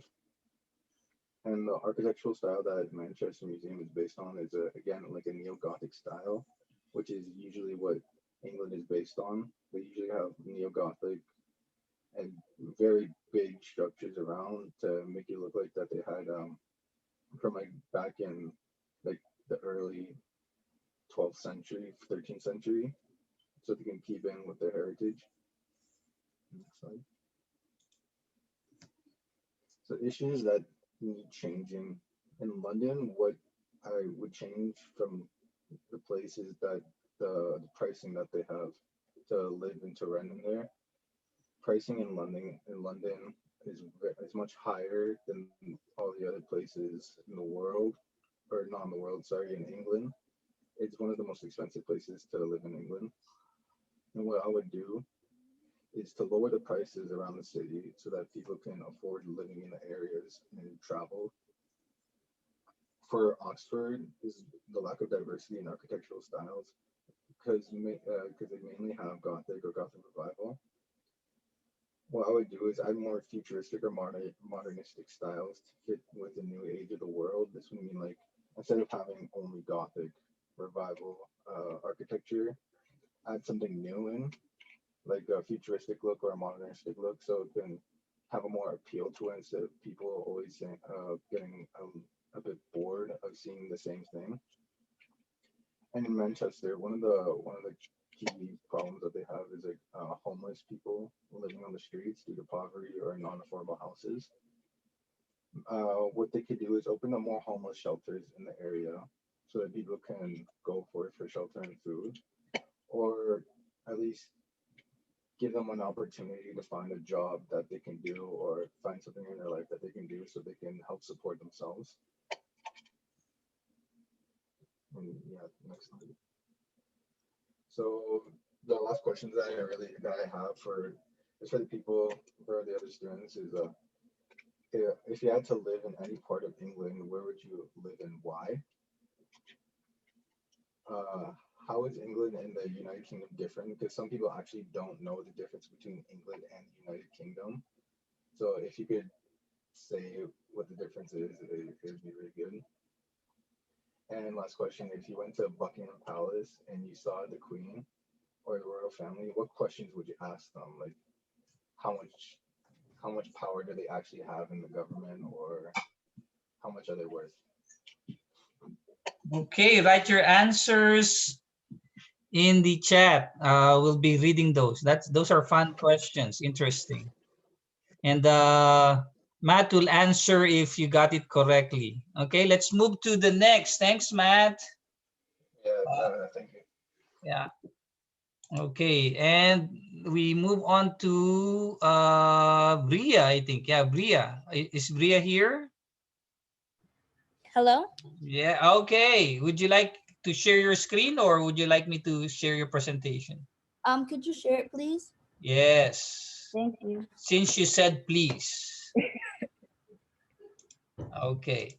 So let's see. So Brian will take care of the if you got it correctly, right? Your answer. So make sure you share your answer. Okay, Bria, ready when you are. All right. So my dream vacation will be going to Jamaica. Wow. And so during my vacation there, I'm going to take you guys on an adventure of the places that I'm going to visit and etc. So basically, next slide, please. So I'm just going to give you a little background history on Jamaica. So Christopher Columbus discovered Jamaica on May 5th, 1494, in the region known as the West Indies, and then it's now known as the Caribbean today. So things were great until the British came and captured the Jamaicans and enslaved them. For many years, they took Africans and European Africans and captured them, brought them to Jamaica as slaves. And then fast forward to August 16th, 1962, Jamaica finally gained independence. And this is known as the place that we know as today. So next slide, please. So this is me planning my trip.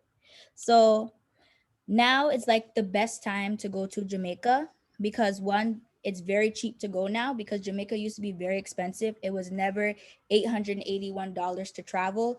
It was basically spending $1,200 just to go to Jamaica alone there and back. So right now is a perfect time to de-stress and go to Jamaica. So the price right now is $881 there and back. Also, the airline that I'm taking is Air Canada. So I'm just gonna leave my house, which is in Oakville. And I'm gonna go to Pearson Airport. I'm gonna drive over there, and I'm gonna take the plane and go to Montego Bay, Jamaica, as our first destination. Next slide, please. So we'll be staying in Jamaica for 5 days. So the first day we'll be staying in Montego Bay, Jamaica.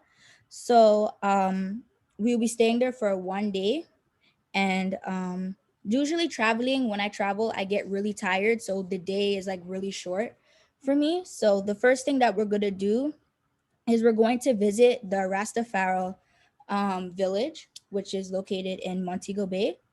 So I'm going to give you a little history on the Rastafari.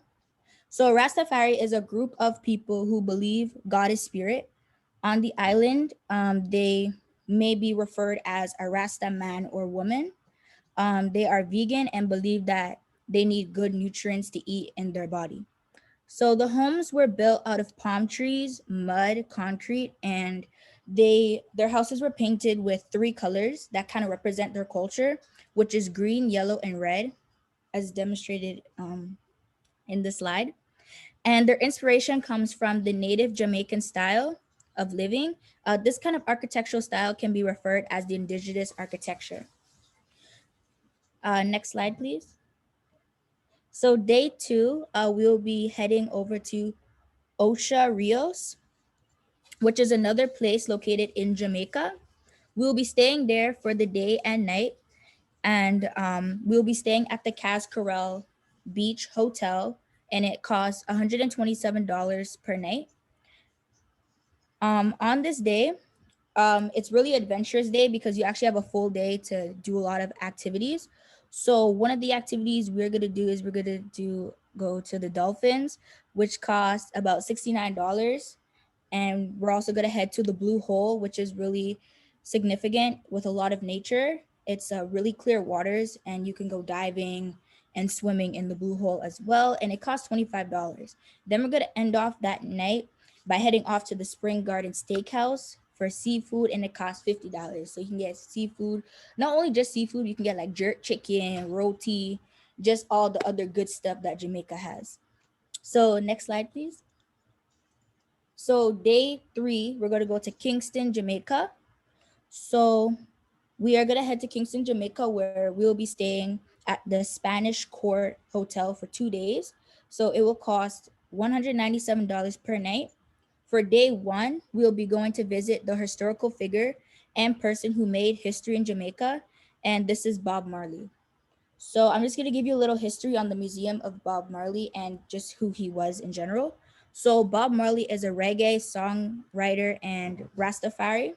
Bob Marley's music was formed to help fight against hate and to get peace and fight for justice. His music inspired and touched so many people, and his songs are played on the radio till this day, like Could You Be Loved, No Woman, No Cry, Get Up, Stand Up, and many more.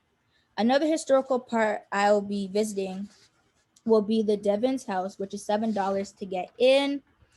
So a little history on the house. So the house was taken over by the first Black millionaire in Jamaica, and ever since that day, it has been a big part of history. So people visit there to see the architecture of the home. The architectural style that was used was the Georgian architecture, which is an architectural style that has a blend of English classic, stone walls, hip roofs, and window decorative windows. So at the end of the day, just to de-stress, because that's a lot of history taking in, we're just gonna go horseback riding in the waters, which is actually kind of cool because I never knew you could take a horse in the water and ride it. So next slide, please. All right, so this is day 4. So in Jamaica, carnival dancing is very important to the culture. Just being able to come together as one and dance and have fun is just very important to de-stress and just put all the hate aside. This is how Caribbean people do it, by dancing. So up here we call it party, but down in the islands and Jamaica we call it fete. We also call it a mash or carnival. So this is just what is going to happen throughout the whole day. It doesn't cost anything. You just get to have fun and you get to see other celebrities like Spice or Coffee or Sanchia or Vibes Cartel. Next slide, please. All right, so on the final day is the last day. So I always felt like always relaxing will be nice. So you just got to go to the Blue Hole materials in Negril. And then you're also going to go to the famous calf, which is Rick's Calf, which is a really tourist place that everybody goes to because there is a 35 cliff that you can jump off and just have fun. And just so it's like a party place. So you can just have fun with your friends and family and get to really know the Jamaican culture there on that spot. Next slide, please. Okay, so Jamaican issues. So Jamaica is a Caribbean country / island known for gang violence, high crime rate, and low economy. They are also known to be one of the most dangerous places to visit. So basically, if you are a tourist, you have to go to the safe spots because it's not safe for you to be going like wandering off to places. A lot of people dismiss this beautiful country and only use it for their goods and beaches. They forget that there is struggle and real life problems occurring there. They use Jamaica when times are good, but when times get bad, they don't want to step in and help. This kind of activity not only happens in Jamaica, but across the whole Caribbean islands and Africa as well. Jamaica's economy is so corrupt that there is a lot of poverty there because people can't get a job to support their family. This leads to living in poor conditions. Then this leads to crime, violence, just to survive for their family. Next slide, please. So fixing the problem. The first thing that needs to happen is fixing the economy, because once the economy is in check, the poverty and job rates will increase and more opportunities will be presented. This will lower the rate of violence happening and will help families who are struggling build up their foundation so their families can be sustainable. With sustainability, Jamaica can be on the road to success. Next slide, please. So why is architecture important and how can we merge architecture into fixing the issues in Jamaica? So architecture is art. It is a part of our culture and it shows off the ideas and talents of others and it represents each person. Everywhere we go, architecture is always going to be there. In Jamaica, architecture consists of bright colors and the feel of a culture space. In Jamaica, architectural means history and new beginnings. Each structure tells a story of the meaning behind reasonings to the structure being built. Architecture is it's somebody's like voice. And it's people in Jamaica can be expressive. And you just know their story based on where they live because it just tells it and they show it when they build it. Architecture and the issues in Jamaica can merge itself together by using architecture to design buildings that can be sustainable for living homes in Jamaica. As a future architect, I always wanted to use my talent to help inspire others. And in Jamaica, I want to use my skills to help rebuild their corrupt communities, the ones that are affected with gun violence, crime, and poverty. I want to use my knowledge to help them get out of the situations they are in now, because I believe that no one should live on this earth without living in a home without water or a roof over their heads. I believe everyone should have a roof over their heads with running water because right now Jamaica is suffering more than ever with floods and hurricanes. And I'm going to use my architecture to make homes where it can withstand the floods and hurricanes to come. Architecture is about solving problems and culture aspects. So as we all are studying today, I hope that you guys can take this into consideration and not only use your architectural for yourselves and for like famous or rich things, but also think about other people who are living in this earth who don't have the same opportunities that we have so that we can help them have those opportunities as well. Thank you. Beautifully said. Thank you, Bria, for that. Beautiful. Okay. Ibrahim. Yeah, turn on your microphone, Ibrahim. Would you share your Hello? screen? Would you share your screen or would you like me to share your PowerPoint? I would like to share it. Yeah, okay, go ahead. Just share your screen.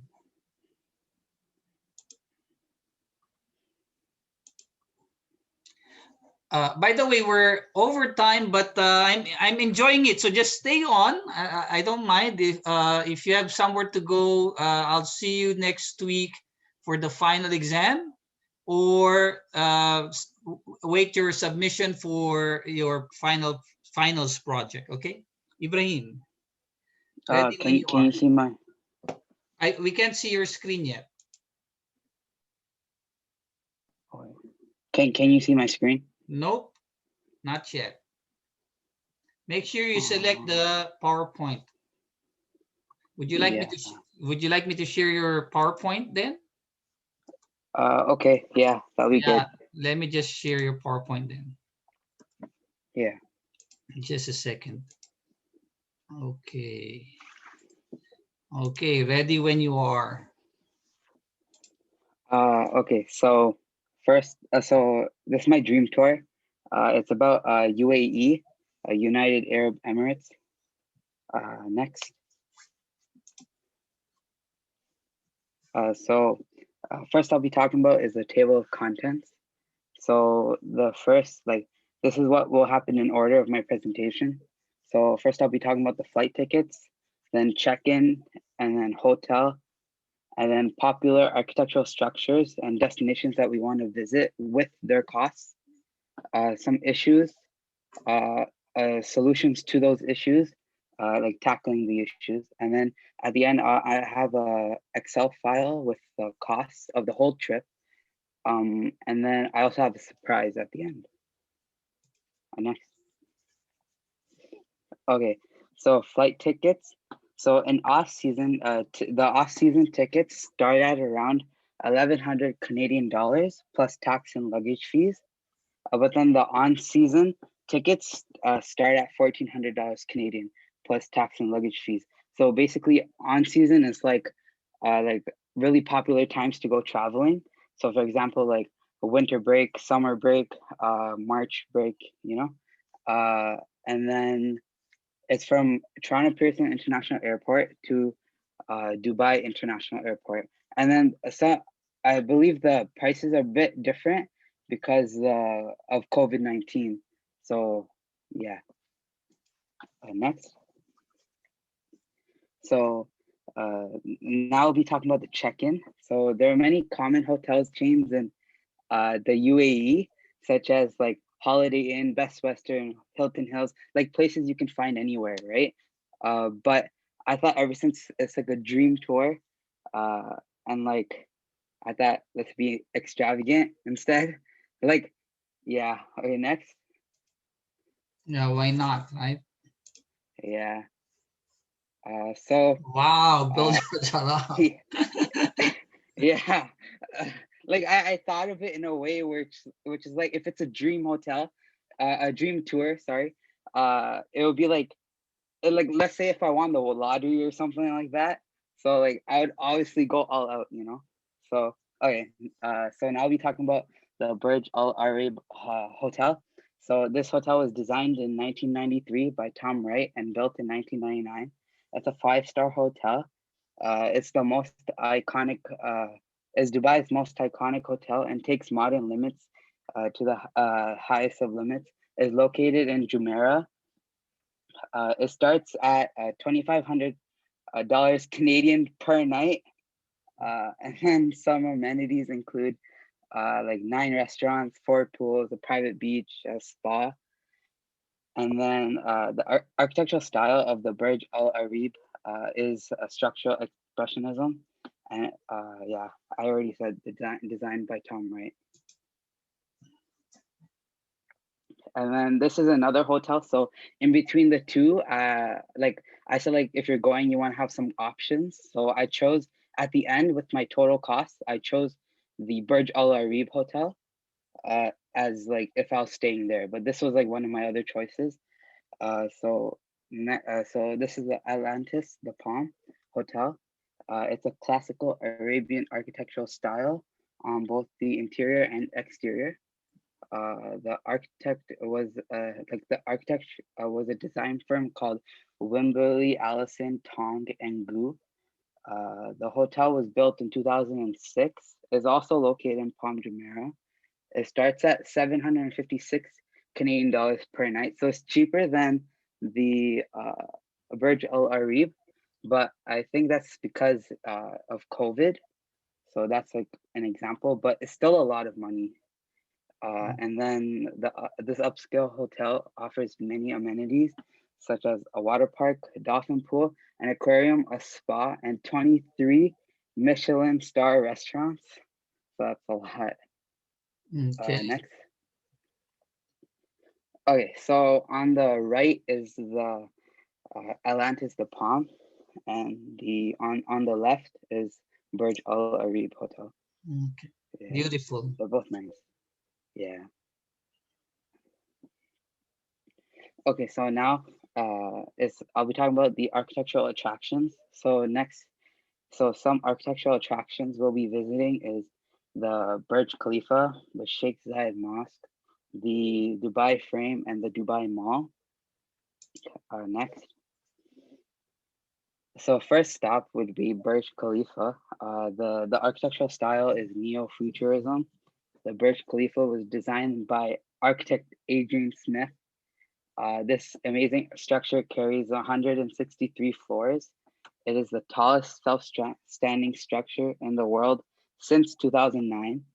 It's located in the downtown core of Dubai, and it costs per entry. So some buildings, like architectural sites, cost money to enter, right? So the cost for this to enter the Burj Khalifa is is $125 Canadian. So yeah, next. Second stop is the Sheikh Zayed Mosque. It was designed by Yusuf Abdelki. The architect style is Islamic architecture. It's a mosque, so Muslim people go to. This is where like Muslim people go to pray. It was built in 2007. It contains 82 domes and 7 different sizes. Includes many minarets, mimbar, a mihrab, and a sahan. Cost of entry is free. And then if you guys forgot what the minaret, membars, mahrab, and sahan are, they're on the next slide, so I'll explain that. Next, please. So the description, so like I'll be explaining it now. So a minaret is a tower used to call people to prayer. The minbar is a pulpit in the mosque where the imam stands to deliver the khutbah. And the khutbah is a speech made by the imam, and the imam is the like prayer leader. And then the mihrab is a semicircle cutout in the wall that indicates the direction of the Kaaba. So if you guys don't know what that is, it's the direction in which all Muslims pray. And then the sahan is a courtyard in front of the mosque. And the Sheikh Zayed Mosque includes all these features. Next. So third stop is the Dubai frame. This is really nice. So the Dubai frame was designed by architect Fernando Donis. It was built in 2013. The purpose of the Dubai frame is to serve as a national landmark of the UAE and to catch the city of Dubai in a golden frame as if a picture was taken and framed. So I thought this was pretty cool. It's like you take a picture from your phone, but it's like it's in real life, right? So and then as you guys can, like on the side, the two tall, like, you know, the frame, the long side, those are actually elevators that go up to the top. And then the top is like one big floor. It's like a long like hall type of thing. And then you can see like stuff. So it's not like you can actually go inside. And then the cost to enter. So as I said before, some places cost like entry fees, right? So this one is $50 Canadian per guest. Okay, next. So then the fourth stop of the Dream Tour is the Dubai Mall. The Dubai Mall is the biggest mall in the world. So obviously it'd be a good idea to go here, right? And then the architectural style of the Dubai Mall is contemporary architecture. It was built in 2008. Per guest is free because. I think we lost Ibrahim. Hello? Oh, you're there. Okay. Yeah. Wait, did you guys hear what I said about Dubai Mall? A bit. You got a little garbled. That's okay. So this, yeah, go ahead. People in the chat people in the chat said yes. But okay. I'll Good. just say like maybe I cut. Yeah. Okay. Next slide, please. Yes.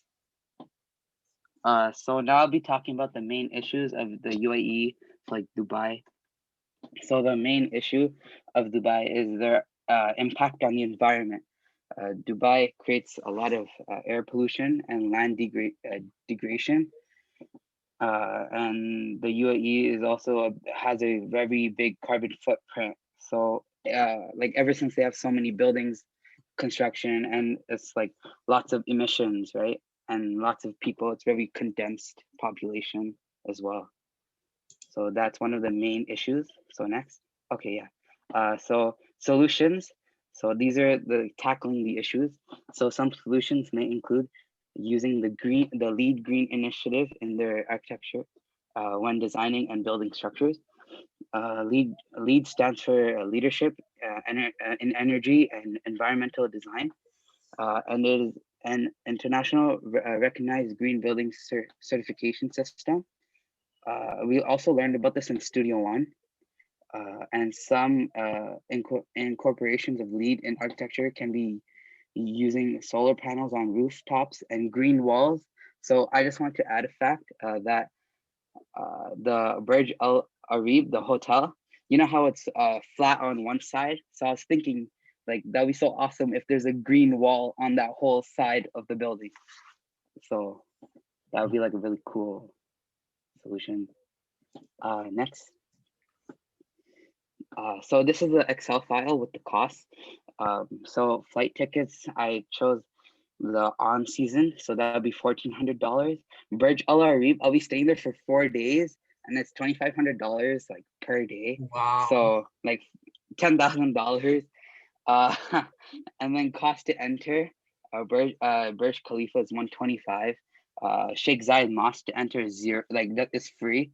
Dubai frame is $50. And then the Dubai Mall is free. Spending money, I was thinking like $10,000 because it is like my dream, like it is a dream vacation tour, right? And then traveling costs, I said like around 1,000, and then the total $22,575 Canadian. Wow. Yeah. Okay. And yeah. No. Okay, so the surprise like was a Kahoot. Mhm. Like, so if we can play that, I don't know if there's time. Yeah. I think it would be fun. Yeah. I think we'll do that next week or sometime. Is that okay? Sir, and yeah, that's fine. But I also made a site, my work site page was at the end. Just a So, second. yeah. I think I lost it. Sorry. Okay. As long as you see the work cited. Yeah, I will. Oh, cited. Okay, yeah. Yeah. Okay, thank you. You're welcome. Thank you. Very good. Yeah. Well, you better win your lotto. You better start buying tickets. Yeah. Okay, Marek. Yeah. Marek, would you like me to present, or would you? Is Marek here? Is Marek still here? Can you see Marek somewhere? No, he's not here anymore, or haven't been here. Let's move to the next. Sed, are you still here?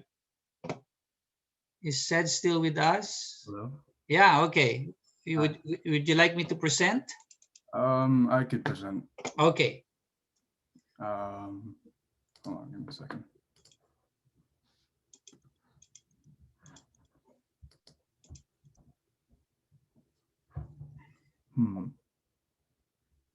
Wait, sorry, give me a second.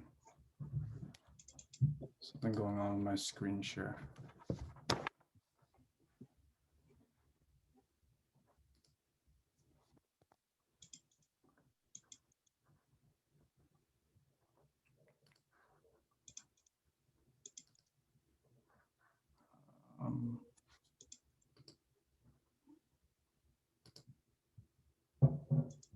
It's not allowing me to share.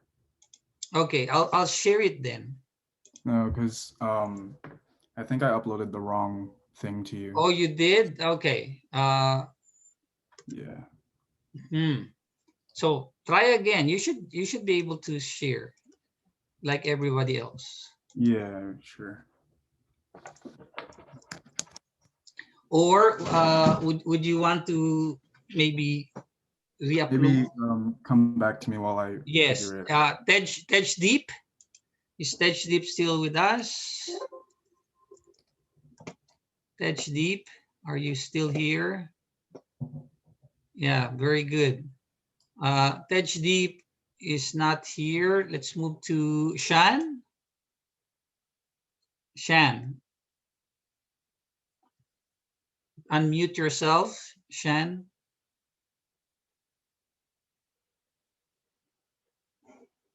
Shan, are you still there or? Okay, Shan is not responding. So Tina? Hello? Yes. Can Okay, you hear me? are you sharing your screen? I'll see if it works. Do you see my screen? No, not yet.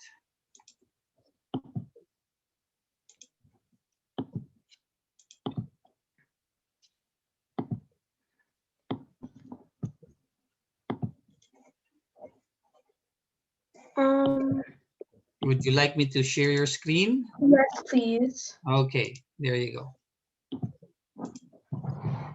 Oops, what happened? There you go. There we go. So welcome to my dream tour. So we're going to be going to Croatia for a 7-day trip. If you go down to the next slide. So these are kind of like the 3 places that we're going to be going to in Croatia. And just a little brief summary, Croatia is located in the Balkan area, which is in Europe. It's a very small country. I'm from there actually, so I'm very passionate about it. So we're going to be going to Zagreb, where you see the star, that is the capital. Then we're going to be going to Trogir, which is in the Dalmatia area. Then we're going to be going to Dubrovnik. Next, please, slide. So these are our flights. So it's gonna be a round trip. So you'll be leaving on Sunday, June 6th at 9:35 p.m. It's a 10-hour flight with 1 layover, and we're leaving from Toronto. You'll be arriving in Croatia, Zagreb on Monday, June 7th at 1:35 p.m. For the flight back home to Canada, you'll be leaving on the 13th at 10:15.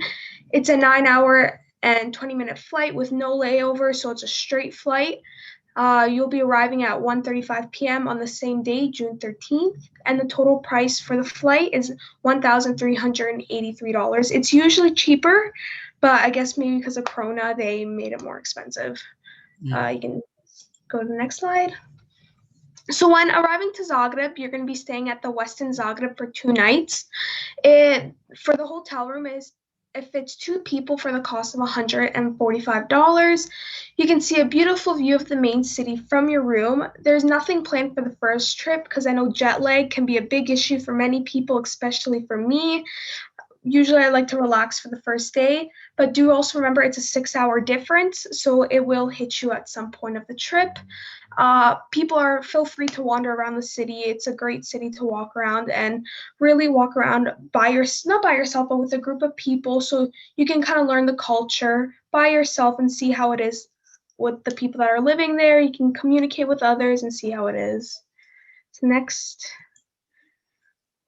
So for day 2, when you come to Croatia, it's a must, of course, to stop at its largest and capital city. We will be going on a walking tour guide, and you'll be seeing all the major buildings throughout the city. The walking tour guide is $34.07. All these prices are in Canadian dollars, so just a little hint. So the overview of the tour that you'll be walking around, you'll be passing all the must-see sites and be learning intricate history about each place. Of course, you'll be with a professional tour guide that lives in Croatia and that knows the area very well. You'll be going to the upper and lower towns of the neighborhood, learning about the city's rich history and culture as you walk. And you'll be walking through the neighborhoods and learning about the history such as the medieval gradić, in translation, the medieval town. So next slide. So one building you will 100% see on your walking tour is the St. Mark's Church.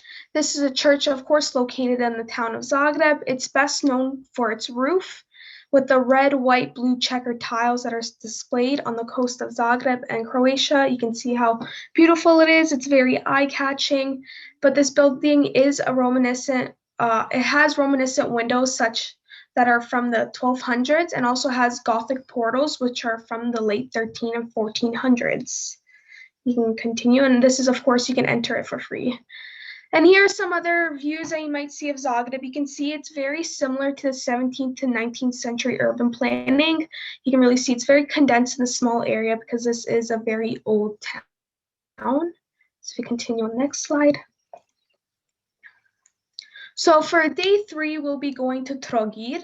Trogir is a very small town of Dalmatia. It is not a very known town, but there isn't a lot of tourists there, but this gives you the ability to connect with the history and the culture of the country. So if you continue on the next slide. You'll be staying at the Villa Naranka for 2 nights. So you'll be, next slide, sorry. You'll be staying there from Wednesday to Friday, and the hotel can fit 2 people and for the cost of $169. Next slide. So a building that I recommend you guys go see is the St. Lawrence Cathedral. This is the most distinguished building in Trogir and even in the Dalmatian area. It was built on the foundation of an old basilica, which was started in the 1193. This is a Roman Catholic basilica that is constructed in the Romanesque and Gothic style, and this is the largest building that you can see. And if you do go up to the top of the building where there is a little terrace, you will be able to see the whole view of the Dalmatian area because how large this building is. So if you go to the next slide. So for our last and third destination, we're going to be going to Dubrovnik. This town is really known for its tourist attractions and for its nightlife. And it's also it has one of the oldest buildings in Croatia. If you go to the next slide. You'll be staying at the Sun Garden Dubrovnik for 2 nights. It's a little more expensive. It costs $1,356, but this room can hold up to 4 people. It is expensive, but it is a very popular area in Croatia, and you'll be staying at one of the finest hotels in the town. Go to the next slide. So I actually went to Croatia a couple times, and this is something that I always did when I went to Dubrovnik, is to walk around the ancient city wall of Dubrovnik. So this was a highlight of my trip, and so it's practically a wall that surrounds a historic center, which is 2 kilometers long, and it's about a 2-hour walk. So it can get tiring by the end of it because there's a lot of stairs, but you of course can take little breaks, take beautiful photos of the view and the beautiful photos of the architecture that you see in the town. The building was built in the 9th century, and the main purpose of the wall was to protect the town during any attacks that it had back when there was a war. This will be your last full day in Croatia, but the next day will be an early flight, kind of like to Canada. But these are just some things that I did show you what you can do in Croatia, but of course you'll have extra time to kind of look around the country yourself, to kind of see the little side roads and see the little architectural buildings that were built that are very gorgeous in the city. So if you go to the next slide. So this is kind of like the cost trip. So the flight, of course, was $1,343.95. The hotels were $145, $169, $1,356. The tour was $34.07. I'm saying approximately you'll be spending around $800 on food. Food over there is very cheap. You can find a coffee for $1 over there, and they're really good cappuccinos. Food is not that expensive, but it's very well, and it's very good food. So it's just the balance of our money is a little bit different.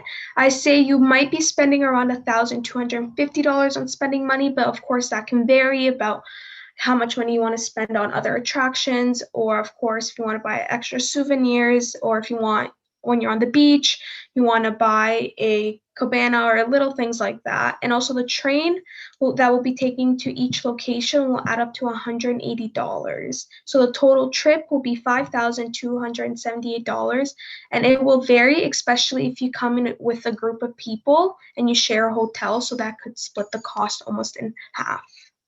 So if you go to the next slide.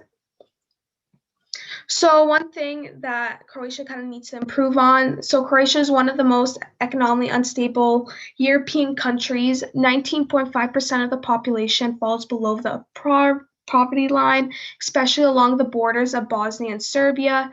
These are the areas that were most profoundly affected by the homeland war of the 1990s and failed to recover after the war. So due to the lack of money, it is difficult to build new buildings and even restore buildings that were affected from the war. So if you go to the next slide.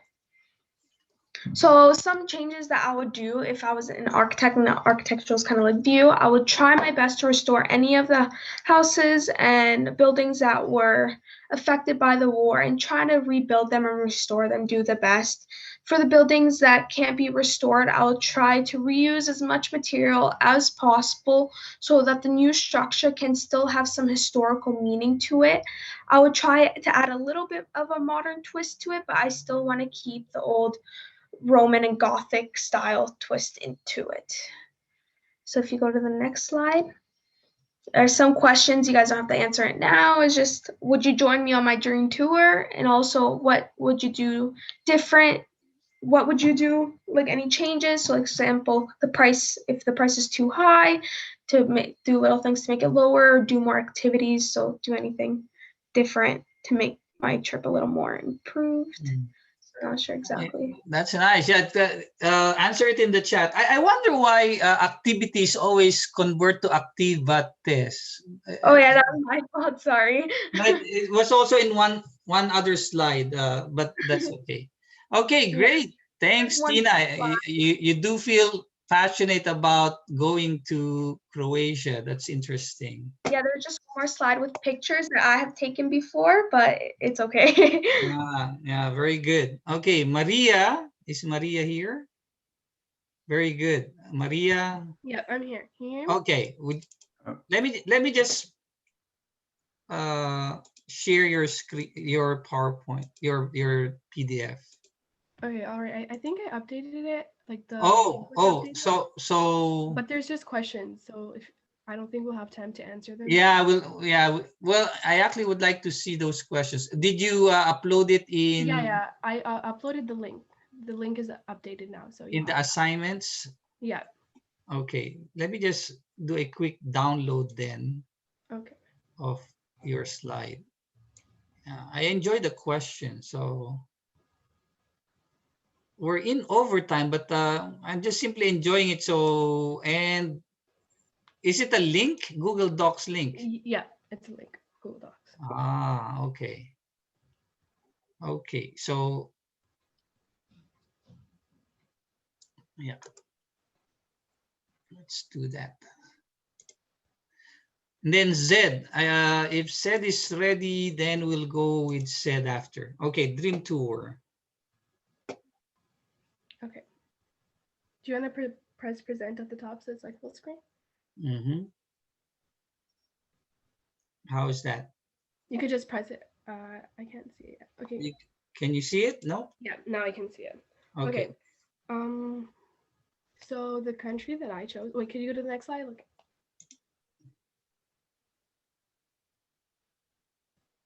My screen's frozen. I don't know. It's not showing that you changed the slide. I don't know if you did. I did. So world map. Okay, I can't see it on my screen, but I'm just gonna go with it. Okay, so the country that I chose for the tour was Greece, and more specifically Mykonos. And the reasoning behind this were the endless attractions and sights this country has to offer, going from mountains, beaches, green valleys, jaw-dropping architecture, quiet lakes, museums, and lush forests. So basically, Greece has it all. Next slide. So here I basically just did some research to kind of get a better understanding and an insight about the climate and a few facts just to know what I'm getting myself into. Next slide. Okay, so for the actual tour part, I chose to do one attraction per day just so that I was actually going to be able to explore what the country has to offer and fully enjoy the time I had or will have in Greece and explore the community and the attractions. Next slide. Yeah, we'll skip the hotel and the tour. Let's go to game plan. Game plan. All right, 1 second.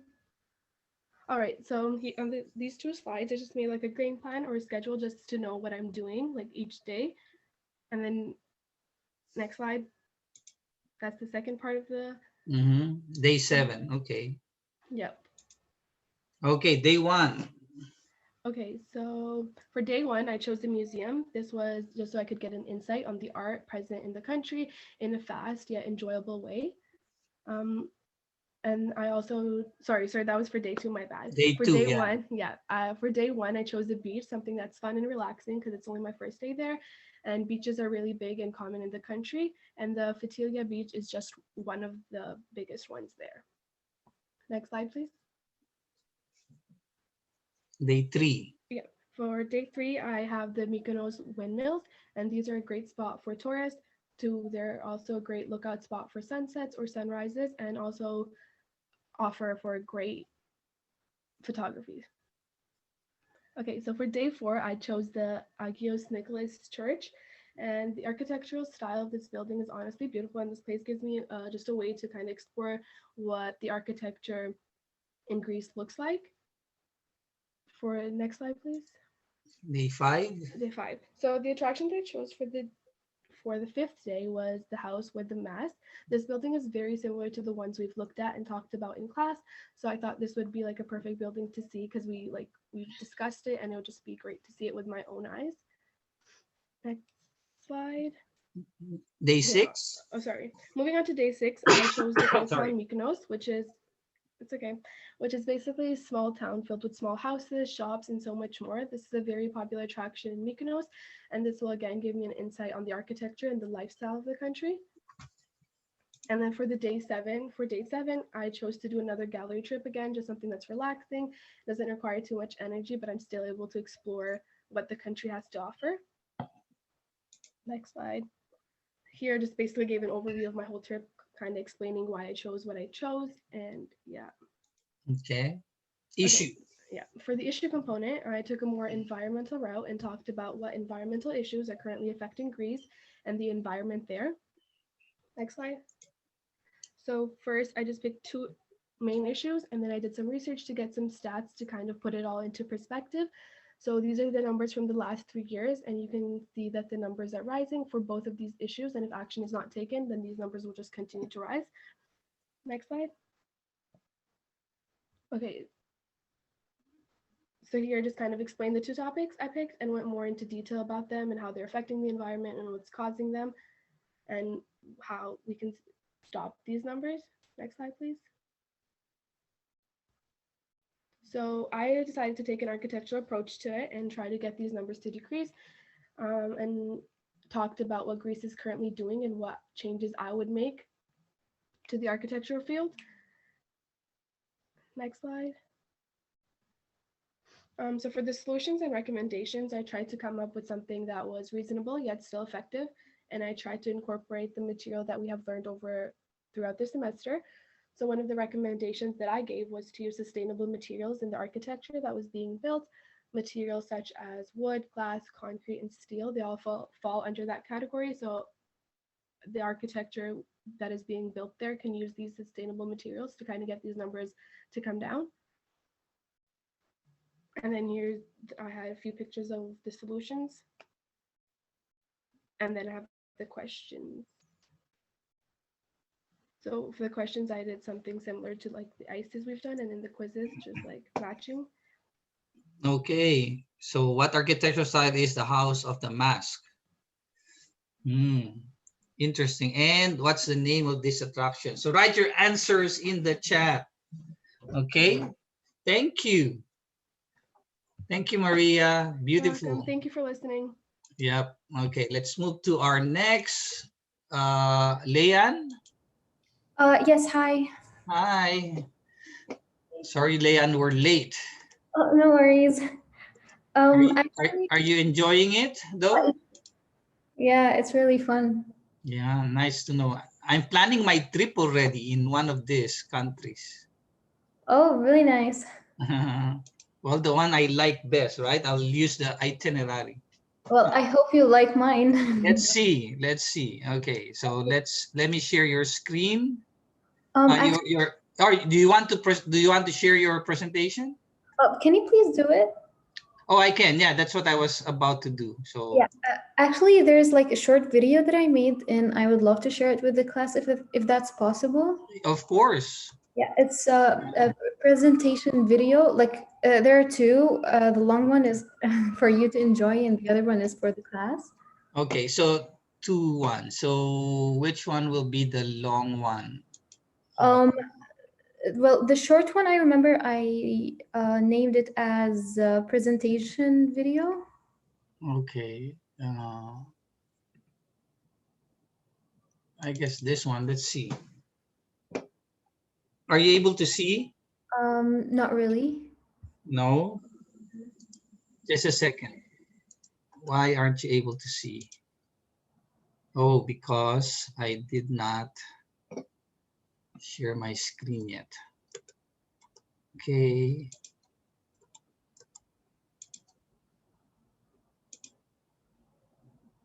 But where is it though? Let's do that again.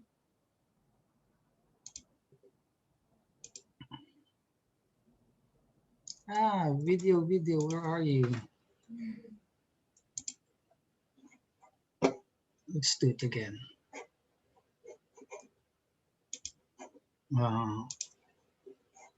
Sorry, technical difficulty. Yeah, no problem. Okay.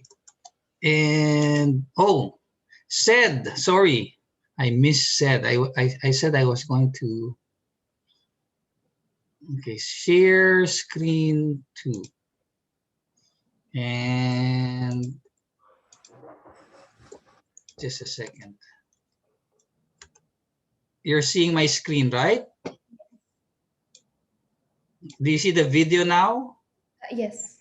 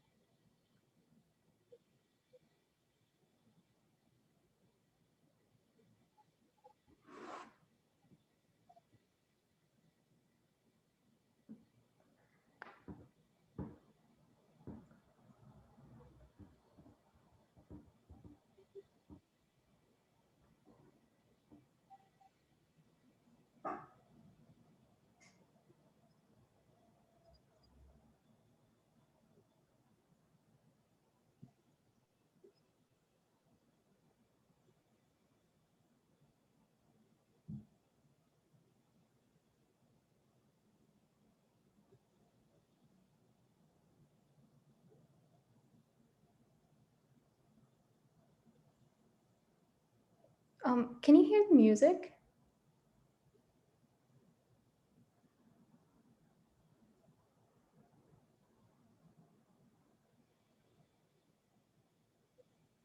Oops. Yeah, I think that's the end of the short video because this one is long and we don't have time. Is this the long version or the short one? Yeah, this is the long version. So if you would like, I think this is the long version. yeah, it is. Okay, so that's okay. Let's go to your PowerPoint. Sorry about that. Yeah, no worries. I chose the long one. So yours is a PowerPoint. Okay, there you go. And beautiful movie. Thank you. I really hope you enjoyed the music. Actually, we did not hear, we were not able to hear it, but No? Oh, sorry. Okay, maybe we'll do it later. Okay. yeah, that's fine. If they stick around. Okay, are you able to see now your PowerPoint? Yes. Okay. Okay, hello everyone. My name is Lan, and today I'll be taking you to my dream tour. So as a start, well, I wanted to show you this picture and ask everyone if you would guess where my dream tour is. But since we've already watched the video, so I assume everyone already knows that it's in Syria now. So next slide, please. Okay, so here's the map of Syria, and we're going to be moving to different provinces. But first, we'll start with the capital city of Damascus, if you can see the red dot. And actually, I'm from Damascus, so we'll start from there. Next slide, please. Okay, so after the war, traveling to Syria has become more difficult and more complicated. So you don't have many choices or options to travel to Syria to. We only have two options, either by direct flight, but only from very limited countries, or by land, by the Lebanese-Syrian borders, or maybe the Jordanian and Syrian land borders. But in our case, we're going to travel by the Lebanese and Syrian border. Next slide, please. Okay, so first we're gonna take a direct flight, a 13-hour flight from Toronto Pearson Airport to Rafiq Hariri International Airport in Beirut. And this return trip will cost us about $900. And once we arrive to Beirut's airport, a cab will take us from the airport to Damascus borders, and it's going to be a 2-hour road trip, and that will cost us another $100. Next slide, please. Okay, so before we... I'll go back. Yeah, sure. So before we reach the borders, we have to make a stop on the road to try this famous Lebanese dessert. It's called knafe with bread. It's actually very delicious. It was I took this picture like last year, and it was late after midnight, but we had to make this stop because it's very delicious. So it's a must. And that's another $3. Next slide, please. So after like almost a 15-hour on the road, we're gonna stop at a hotel in Damascus, in the old city of Damascus, actually, called Beit Zaman, which translates to House of the Past.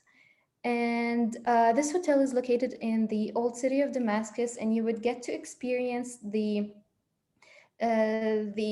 living in the Damascene housing style, and it will cost us about $135 per night. Next slide, please. Okay, so here's the map of the old city of Damascus, and as you can see, it's surrounded by 7 gates.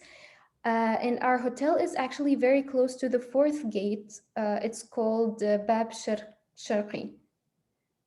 Yeah, next slide, please. Okay, so since we're in Old Damascus, our first stop is going to be the Umayyad Mosque, and I'm pretty sure you guys remember it. I don't know if you guys remember it, actually. We took it in the Islamic architecture lecture. It's not very far away from the hotel. It's about 15-minute walk. And I don't really recommend taking a cab just to enjoy walking in the narrow streets and to enjoy the smell of jasmine. Next slide, please. Actually, these are some pictures of me when I went there like a couple of years ago. So the one on the right obviously is inside the mosque. And the one on the left is behind the mosque, and I really like it how the diverse cultures. If you can see the ruins of Roman columns are still there. Yeah. Next slide, please. And yeah, also here are some pictures that I've taken there. The first one on the left, it was for me and my family. It's right across from the Umayyad Mosque. And you would get to like there you would find people who would take instant pictures for you and just give it to you. So I really recommend doing that. It's really nice to have such a memory. And the middle one, it's like we can grab a waffle on our way, and behind the waffle is one of the doors of the Umayyad Mosque, but unfortunately this door is closed now due to security reasons. So we only get to enter the mosque from one gate. And the final picture, it's in a place called Khan Asad Pasha. It's Khan means a hotel. It was an old hotel for traders, but now it's not a hotel. It's just a place where you go grab a coffee and just admire the architecture.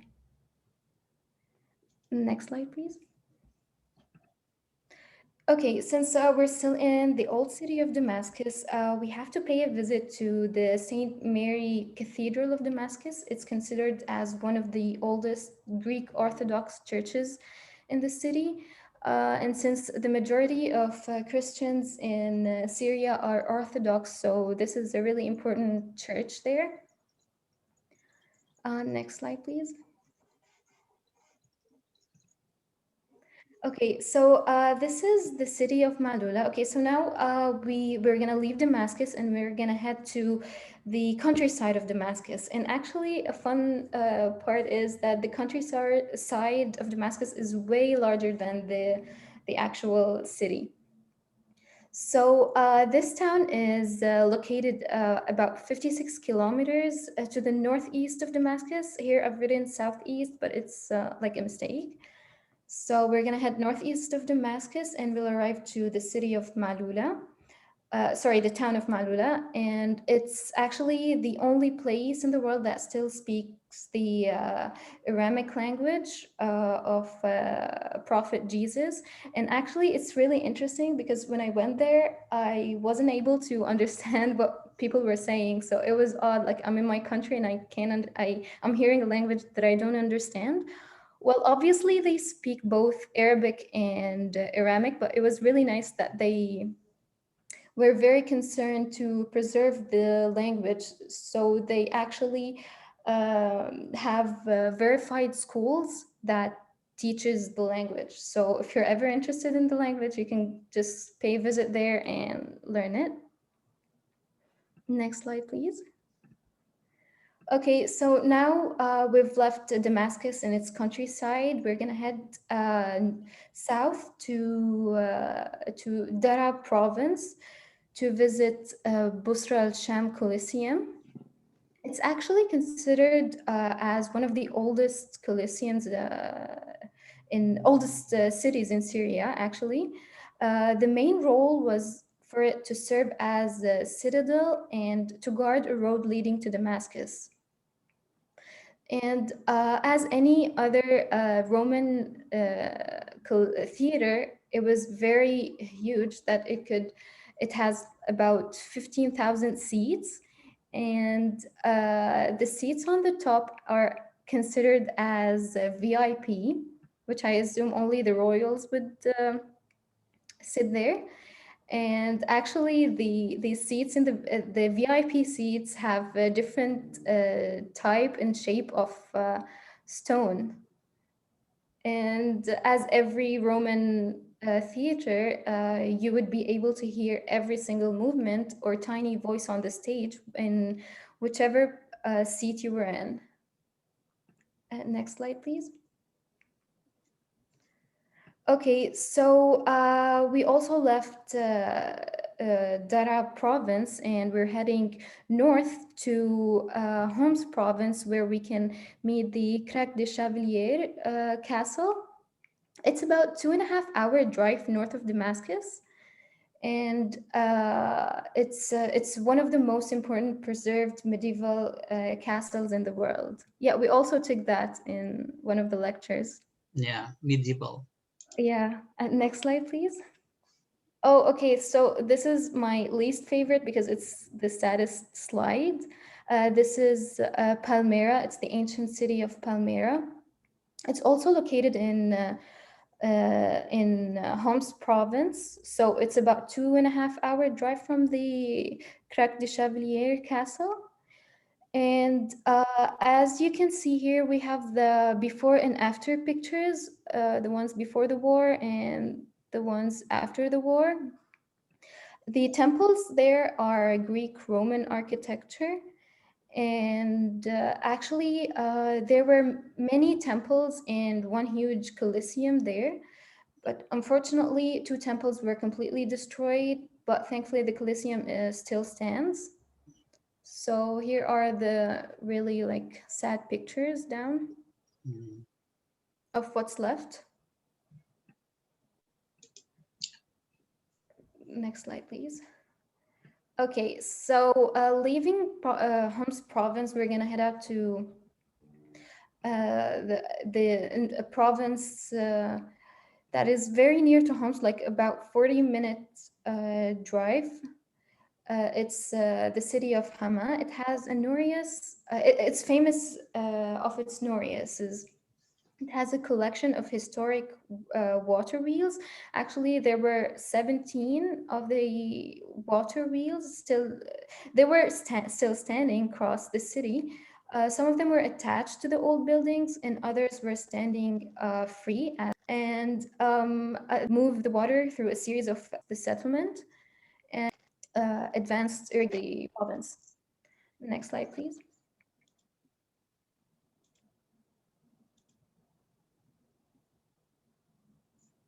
Okay, so lastly, in our trip, we're gonna visit the last province for, which is Aleppo.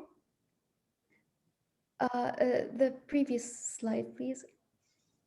Yeah, the city of Aleppo. This is a very huge medieval palace as well. It's the citadel is one of the oldest and largest castles in the world, and the usage of the citadel hill dates back at least to the middle of the 3rd millennium BC. Next slide, please.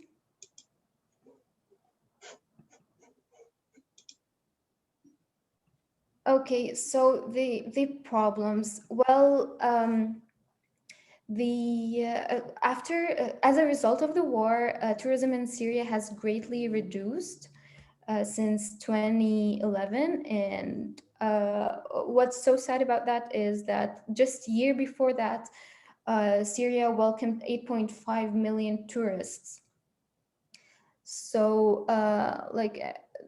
this is the result of the war. And okay, so we have many things that we can, many ways to improve the tourism in Syria. As a start, the government should focus more on improving and servicing the tourism sector. Like not all the tourist sites and historic attractions are well serviced, and also not utilizing the historical attractions properly, just like Khan Asad Basha, the one that I talked about, that was a hotel in the past, and now it's nothing but a small cafe. So it's not really actually utilized well. Next slide, please.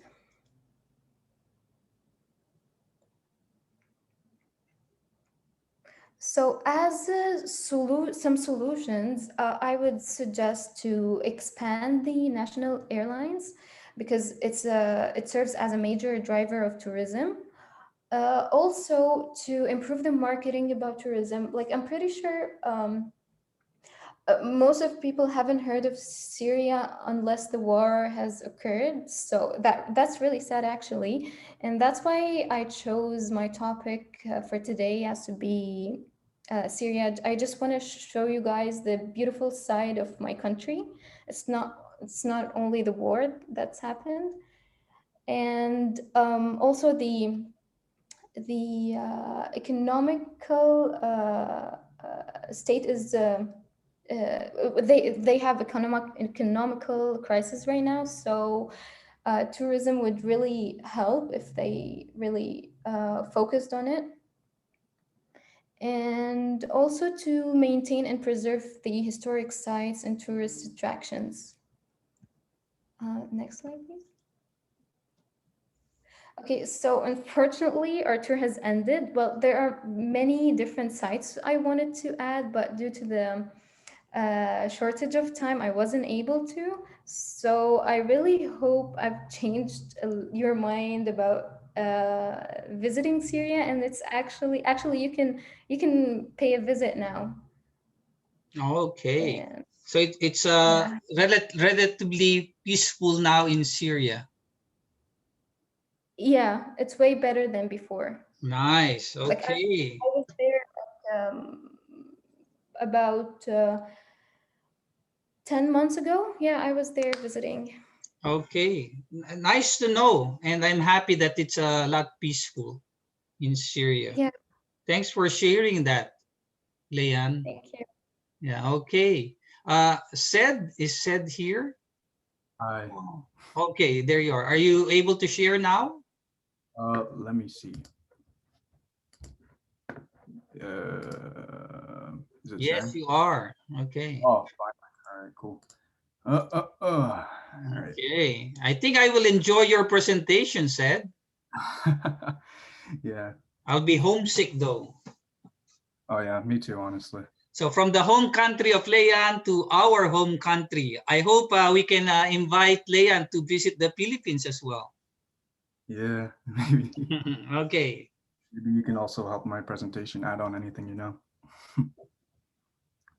Okay, so my presentation or my tour is in my home country, as said, in the Philippines. Here's a table of contents. So we're going to go through the introduction, we're going to talk about the travel, and I'm going to talk about the 3 locations I've picked in the Philippines, and then we'll go into the issues and solutions, and then to end it off, I'll end it with sources. So, introduction. So the Philippines is located southeast of Asia, situated in the Western Pacific Ocean. It consists of around 7,100 islands. The capital is Manila, but Quezon City is actually the most populated city, which is nearby. So I actually should have fixed this. It's not languages, it's just they're all dialects. The main language spoken in the Philippines is Tagalog. And there are actually a lot more dialects besides the ones shown. So we have Tagalog, Cebuano, Ilocano, etc. And, you know, just maybe just to add a little bit of class interaction, I'm just gonna teach a little bit of like how to say hello and such and goodbye. So, you know, the Philippines, we kind of sort of see each other as this really big family, right? So we refer to each other as brother, sister. Now in the language, we call each other kuya for brother and ate for sister. So it could be some random person in the street and they'll still call you kuya or ate. Now there's no real word for hello, you know, because the Philippines, they call it Tug English. So it's like a mix of English and Tagalog. So, you know, you could just say hello, or you could also say kumusta, which is in a way introduction, like hello, blah, blah, blah. It also means like, how are you? So you could say kumusta ka, like, how are you? What's going on? Blah, blah, blah. And to say bye, there isn't really a word for bye, but what I've noticed is that they always say sige, which is like an introduction to saying bye. So they'd say like, sige, we're gonna go, blah, blah, blah. And yeah, so that's my little lesson on the language. So going into the travel, we're gonna start off in Toronto, and then we're gonna take a flight to Cebu, Cebu, Philippines, or it would be Mactan Cebu International Airport. And the flight would be about 20 to 24 hours. And the cost would be around 1,200 for regular travel. Oh, actually, I forgot to mention, the peak time to travel, or the best time to travel to the Philippines, would be around December to February. You know, that's when the country is fully accessible, and it's also the best time to visit due to weather. You know, the Philippines by nature is a very, very hot country. Like the average daily temperature is around 26 to 32 degrees Celsius. Like that's every day. So to go around the summer times like July, August and such would just be terrible. So this is the most tolerable time to go. So December to February. Now, talking about the average price or how much money you might need for this trip, I'd say it's not too bad. It'll be around like 3,000, and that's without, you know, the additional expenses of food, shopping, or whatever else you want to do. Now, this is the Cebu Mactan International Airlines, or Airport. yeah, airport. Yeah, sorry, or that I mentioned. This is actually really cool to me. You could see it's a very like neo-futurist, somewhat style of a building. You know, you could see all the curves, the edges, the very like abstract sort of shape of the triangle and such. That's just one like a minor thing I wanted to touch on, you know, for such and such. Now, continuing on for the travel, the currency in the Philippines from CAD to to peso would be $1 is equivalent to 37 pesos, or 37.67 actually. And from the airport, you will take a taxi to the southern bus terminal, and that would cost around 350 peso. And another one from the southern terminal to your first location would be 450 peso. So my first location is southern Cebu. Now, Cebu is one of the most diverse destinations in the Philippines. Whether you want to relax or you're feeling adventurous, like a beach day, or anything like that, this place is really nice. So it's the center of the Visayan Cebuano culture, and it's strongly influenced by Spanish tradition. The island itself is 200 kilometers in length and 30 kilometers in width. So it's somewhat, it's fairly big. Cebu is actually well known for these. There's a lot of places. Sorry, it's well known for 1,000 Roses Cafe, which you could see on the bottom of the 4 pictures.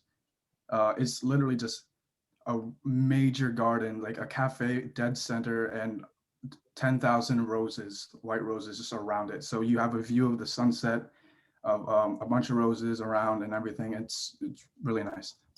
It's also known for Badian, which is a canyoneering site, and Malbol for snorkeling and swimming such. Now, going into the activities, or sorry, I should actually say, continuing from the bus terminal, you will head to De Alegre Travelers Inn, which is like a hut-style hotel that overviews the ocean, or sorry, the water, like the beach side. You get to see a view of the sun setting of the horizon, the sun rising, whatever, and it's really nice. It's around 1,000 pesos for per night. Sorry, well conditioned and everything, in private room. Now, going into the activities that you can do in Cebu, as I said, the first one is Kawasan Canyoneering, which is around 1,500 to 2,000 per person. It's a 4-hour tour that also comes with meals and safety equipment for all the hiking and whatever you're going to be doing. And it's really nice. You can see they'll take you to. Can you see my mouse here? Yes. Okay, cool. So you can see this. It'll take you to all the waterfalls and beautiful parts of the island. It's super relaxing, super calming. You could also go swimming on this tour and such, and other things. Yeah, just overall regular canyoneering activities. The second activity that I suggest you can do is swimming with whale sharks, which is something that I've always wanted to actually do. I haven't done it yet. I really want to do it. It's really cool to me. It's 1,000 per person. It's 30 minutes. It comes with gears, a boat ride to the actual location, and I think it's a really cool experience because you're swimming with the largest shark in the world at the moment, which, yeah, but I think that's pretty cool. And the third activity I chose and I suggest is scuba diving in Malbon. Like I said, it's a really good place for swimming, 1,000 per person, without a guide actually. So it comes with gear and everything. And it's so like they drop you off in this very open but safe ocean. You go down,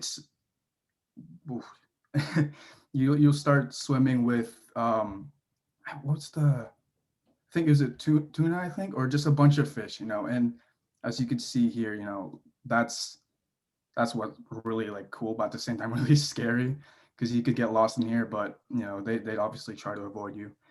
But it's a really cool experience to be swimming with this really large school of fish, and I thought that'd be pretty cool to try. Now, here are some pictures of southern Cebu.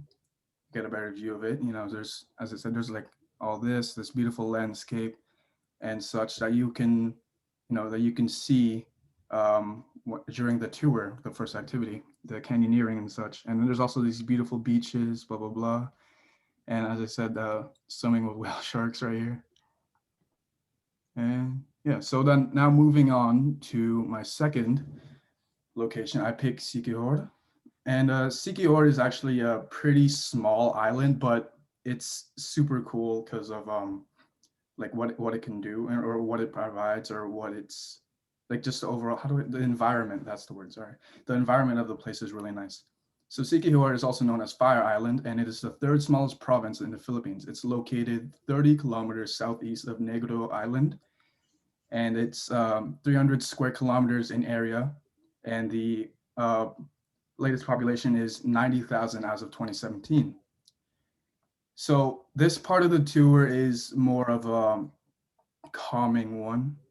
So like, it's not much of a super high active, kinetic part of the trip. It's just a more relaxing beaches, enjoy waterfall, blah, blah, blah. It's really nice. You also see here, there's a little section for cliff diving or cliff jumping. And then there's this also big slide that goes down. So it's a really just time to relax for this tour, So to get here, you must take 2 ferries from southern Cebu. The first one is a 30-minute ride, which is 200 pesos, which is just a one-way. And the second one will be a 2-hour, 380 peso trip. And once you're there, I suggest that you rent out some motorbikes, and motorbikes would be around, I'd say 100 pesos, like motorcycles and such. And it's just like the main way to travel around, and I think that's really cool.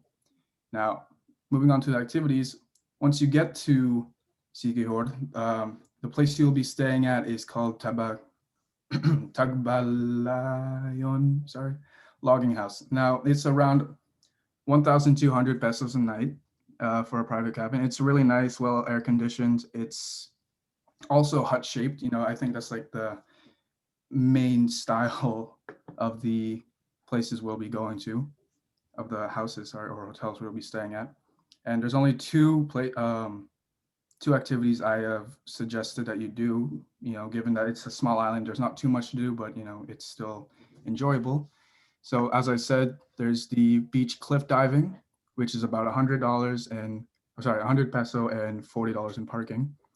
The cliff is either 20 feet or 35 feet, and there's also a water slide, like I said. And the second activity I suggested was the Cambugayan Falls, which is also another, in a way, tour. And it's really nice. So it's like this, how do I explain this? But it's this really big lake, and a smaller waterfall. You could see here, the outline of it. You get to just go here. It's just seven peso to enter. You get to just enjoy yourself, have a good time. And there's also this really big Tarzan swing that hangs above like this tree, and then you could swing into the giant swimming area and such. And I thought that was also really cool. So here are more pictures of Siquijor. So this is the place I'm talking about for the second activity, where you could just relax. There's this swimming area. It's really big. And I'm not sure if you could really see it. I think in this one, there's a little structure here for the Tarzan swing. So you'll be swinging in, and you just let go and just jump there. And then this is just a image of the whole island. Now, for the last one, this is my favorite. I've actually been here, and I would love to go again. Coron, Palawan. Now, Coron is one of the Philippines' hidden gems, or it's known as one of the hidden gems. And it's, I'd say, the most popular area for tourists that go to the Philippines. It's really nice. The easiest way to get there is to fly from local cities such as Cebu or Manila. And it's a one-way flight that will cost around 3,000 to 8,000 pesos. It's pretty expensive, but it's worth it. Now, before going to the hotel, I also suggest that you make arrangements with the place you'll be staying, and that I'll mention in the next slide, to pick you up, because it's every city is like 20 minutes, 30 minutes away from the airport and such. So yeah. And the pickup, will also cost around 100 to 200 pesos. Now, again, I just wanted to elaborate more before I explain, the activities and such, talk more about Palawan. Now, Palawan is located far west of the Philippines and is well known for many things. It's known for its numerous amounts of World War II shipwrecks that have been entombed or off to the shores or just on the side. It's really cool. You get to visit those, check those out. Now the island consists of limestone karst landscapes, crystal clear freshwater beaches, lagoons, and shallow water coral reefs. And Corona is also considered to be a diver's paradise because that's mainly what you're going to be doing here. The places has a variety of activities. I can't name all of them, but there's just a lot. So you could see here the crystal waters, traveling by boat and everything. This island in general is just gorgeous. And there's also this section here, the pink mountains, limestones, landscapes and such. And now going into the activities for the final one, you should go to Sunset Valley Tourist Inn. It's a luxury hotel, costs around 1,800 peso a night. And every room has a view of the city. I'm sorry, forgot to put an image of the city, but it's a gorgeous view. You'll get to see basically the entire island and such. And the deluxe room is a 2-story, and I forgot to add that too, sorry. It's 3,000 peso if you want to have the deluxe room. Now, for the final activity, there's only one activity that you can really do, and it is the island hopping boat tour. Now that will cost about, I had an extra zero, sorry. It's 2,500 peso to 3,500 peso for everything. So it's a boat, tourist guide, activity fees, it covers everything. And so the main way of traveling on this island is just by boat, which is why it's called island hopping. You take a boat across the water to the next island, next activity. You do basically everything. So it'll incorporate everything. So one island, you can go snorkeling in the coral reef. Next one, you can go into the caves, visit there, do some cave jumping into the lake below. There's also just regular swimming. And this is also a hot tub kind of thing. Forget the word for it, but it's a hot tub. You just relax, take a break from the tour and all the fun and such, and then you can get back into the island hopping tour. And now here are more pictures of it. So this was actually one of the places I stayed in Palawan. It's really nice, so I had like a personal boat, just to get around and such. It was really cool. So you have all these beautiful views, these crystal water lakes, very, very nice, very salt water and such. And there's this very nice beaches. And like, as I said, there's these caves that you can go into where you just jump in from the top, land in here. Really nice. I wish I can go back. Now I'm going to go into the architectural issues about the Philippines and possible solutions. Now, there are a bunch of issues environmentally for the Philippines. There's a lot of earthquakes, a lot of natural disasters, earthquakes, typhoons, heavy rain, such and such, which also leads to floods. And we've been suffering with this for a long time. I guess it's just like poor sewage, drainage and such to get rid of these, but it's been like this. And looking into the history of the Philippines, the most common problem is flooding, the resultant of typhoons and heavy rains. 34% of homes in the Philippines have actually been destroyed yearly because of flooding. So just think about that, 34% of the entire Philippines destroyed. So that constant rebuilding, everything. So it's like, this is just like basic, on the regular, this happens a lot. And, this also leaves a bunch of people homeless or leaves them with very poor designed houses or poor constructed houses. There are some houses where it's just built from scraps and wreckage from the past floods and such. If you could actually, I can't really zoom in here, but there are some houses here, for example, it's just metal sheets just put together, held up by sticks. Those are some of the houses that people need to live in because of these floods.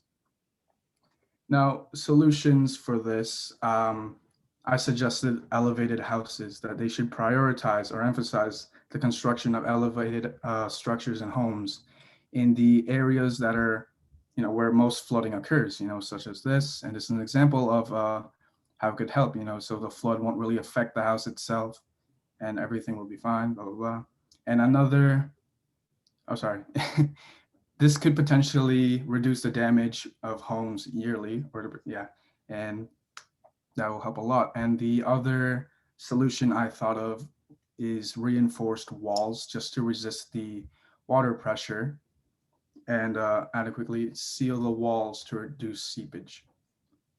And yeah, that's the other solution. And I think, oh yeah, surprise. There's an activity. So obviously we don't have time. I was gonna say just name the location. This one's Siquijor, this one's Palawan, and this one. Beautiful. Yeah, so honestly, it's just a very beautiful place, if for a tour, and of course I love it. It's my hometown. I want to go back.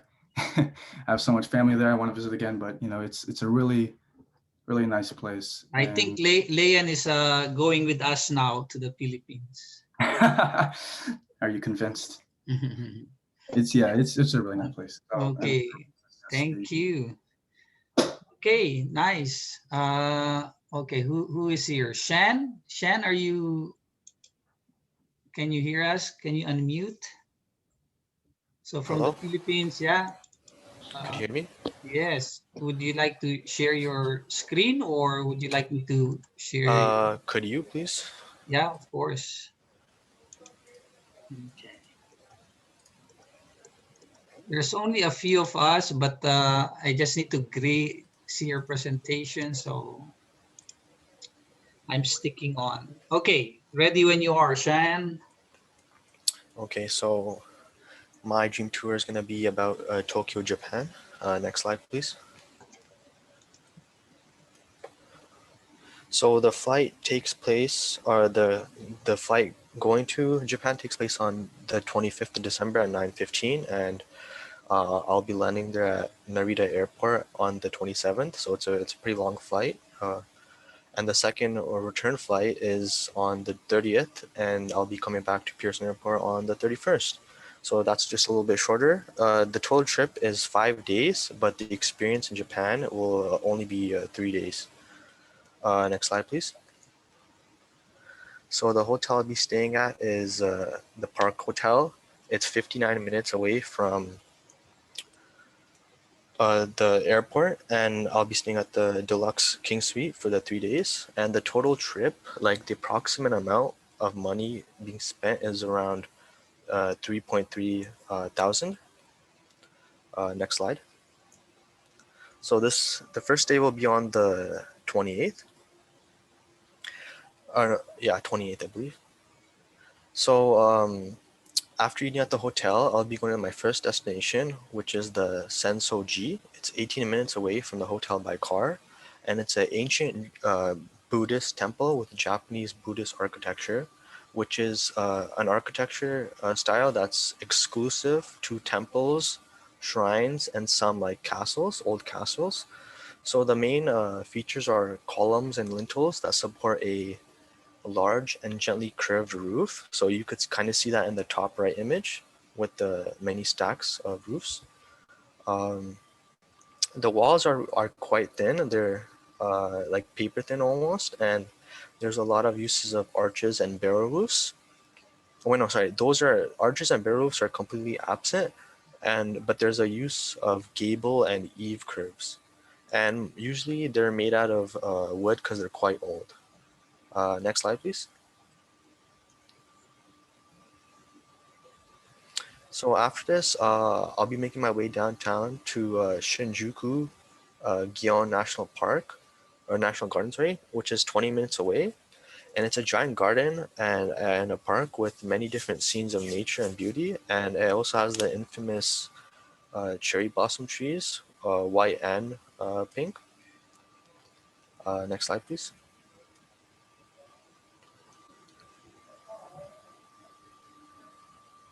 Okay, so the next shrine that I'll be visiting is the Goto Kujo Temple.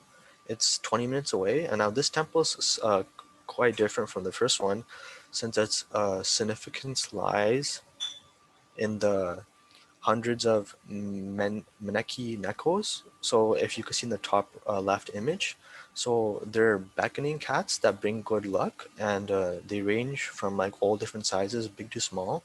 And it's common practice for tourists to come there, buy one of them in the shop, and then place it wherever they feel like it. And they usually cost around 1,000 yen.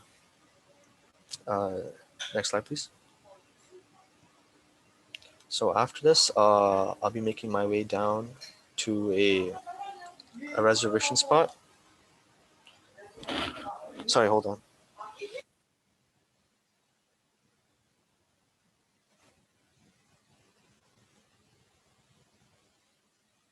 Sorry about that. I just had to close my door. So I'll be making my way to a reserved spot. I have reserved a spot at Sushi Ashida, which is a small and prestigious sushi restaurant. And they already have like their set courses, and you just gotta pick one. So I picked the grip course. It seems pretty intriguing. Next slide, please.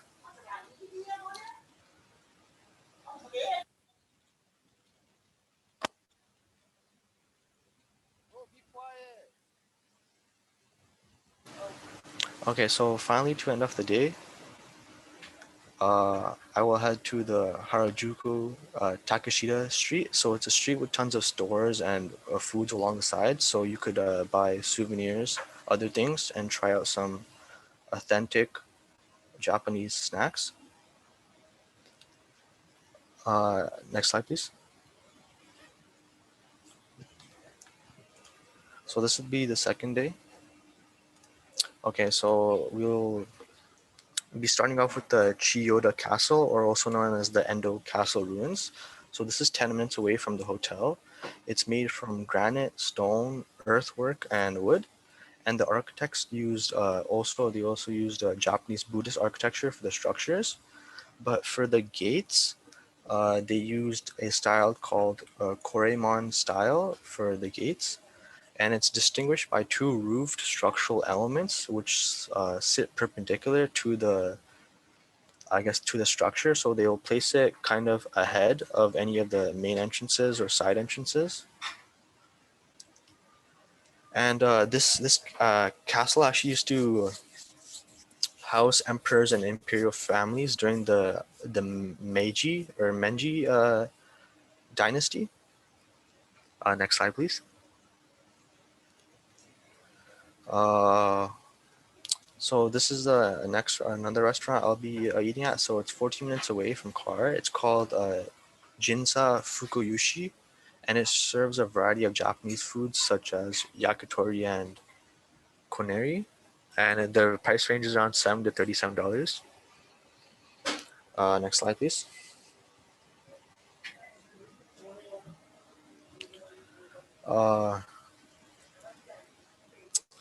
So after the meal, I'll be heading down towards the south along the shoreline, and this is the Tokyo Big Site. So it's a convention and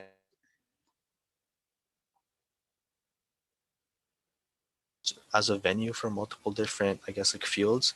You could go see some sports shows, some auto shows, and they also do a lot of STEM conferences there. The style used is high-tech architecture, which is influenced by engineering, construction, and other aspects, such as the manipulation of space. So it's characterized by exposed structures. So they use lots of steel and other metals and reinforced concrete. And then you could also see a lot of the service pipes, air ducts, and lifts. They don't really cover that with any material.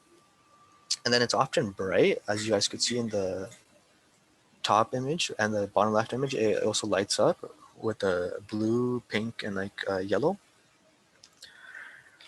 And the main reason they created this was so they could have a giant conference room just for, your venues and stuff.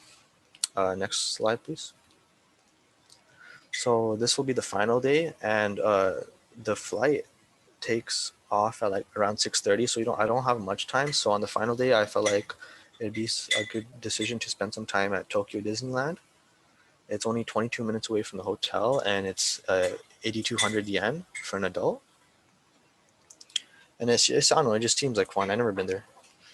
And the next slide, please. So this is for the issues. So the main issue in Japan that's related to architecture is the amount of limited space they have, especially in cities like Tokyo and Osaka. So multi-stored large apartment complexes are much smaller than like ones in Canada or in a different country. And the daily tasks for the Japanese to move from point A to point B is very difficult, especially with the high density population.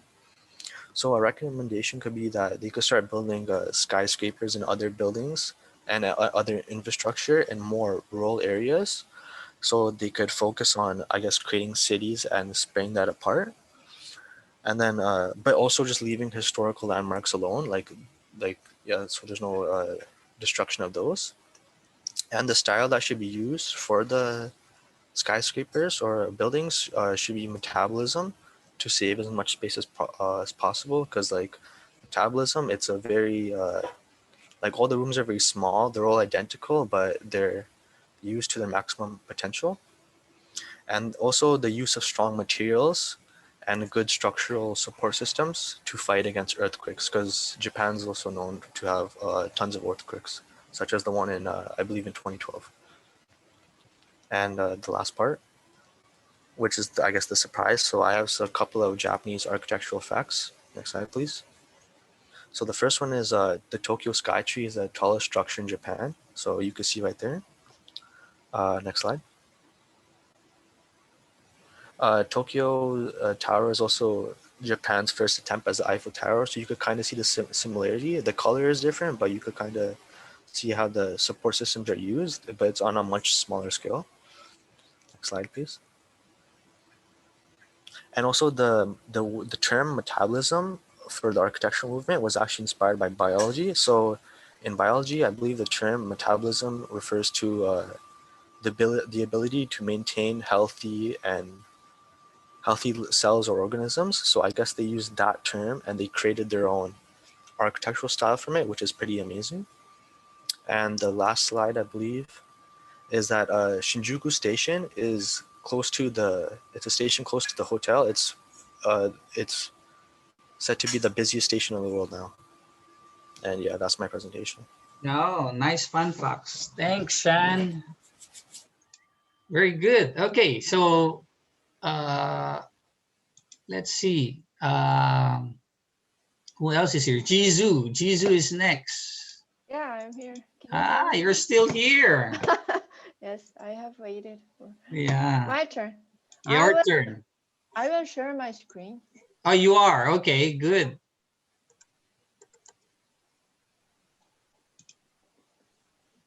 Okay. So do you see my screen? Yes, Barcelona tour. Okay. Okay. So my tour is about Barcelona. Barcelona is the largest and capital of Catalonia in Spain. I want to visit Barcelona to watch Gaudi's organic architecture because I never seen this type of architecture around myself. So this will be a new and interesting architecture tour to me. So my flight tickets from Toronto to Barcelona is booked for December 22 for 5 days, and I'm returning on December 26th. And it takes long. The going there takes 12 hours, and returning is like more than 1 day. And the price is $825 in Canadian. Now this is the detail, the tickets, and I'm going to stay in the hotel called Hotel Colonia Barcelona because I chose this hotel because of the facade of this building. This is the facade of building, so it looks nice. And also it's close to the many major attractions, so I can walk around in the city, in downtown. Okay, so this is just a short introduction.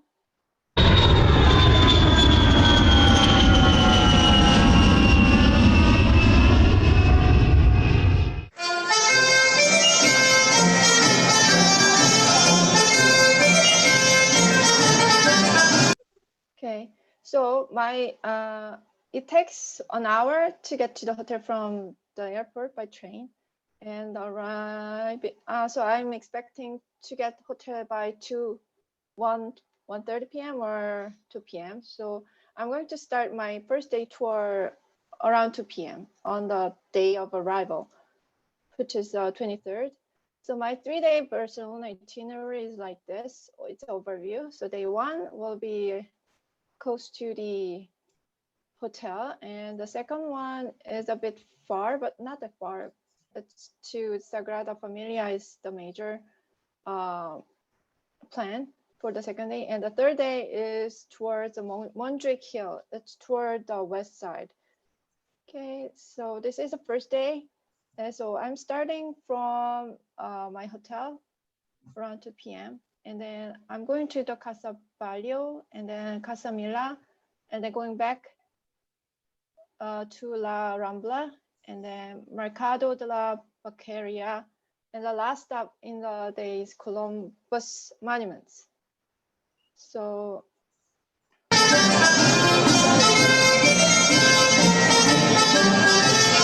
this is the Casa Balio. So one of the most popular place in Barcelona. Facade has balcony which are reminiscent of Venetian masks. Roof terrace is shaped to represent a dragon, which is one of Gaudi's favorite icons. And then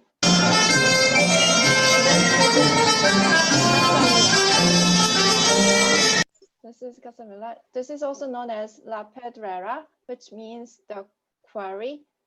This is a place where stones are being extracted. So this is the last of Gaudi's civil works. The facade is self-supporting, freeing up the rest of the building from requiring load-bearing walls. So the highlight for many is the roof terrace area. For many, terrace area with its famous chimneys, skylights, and stairways. And next will be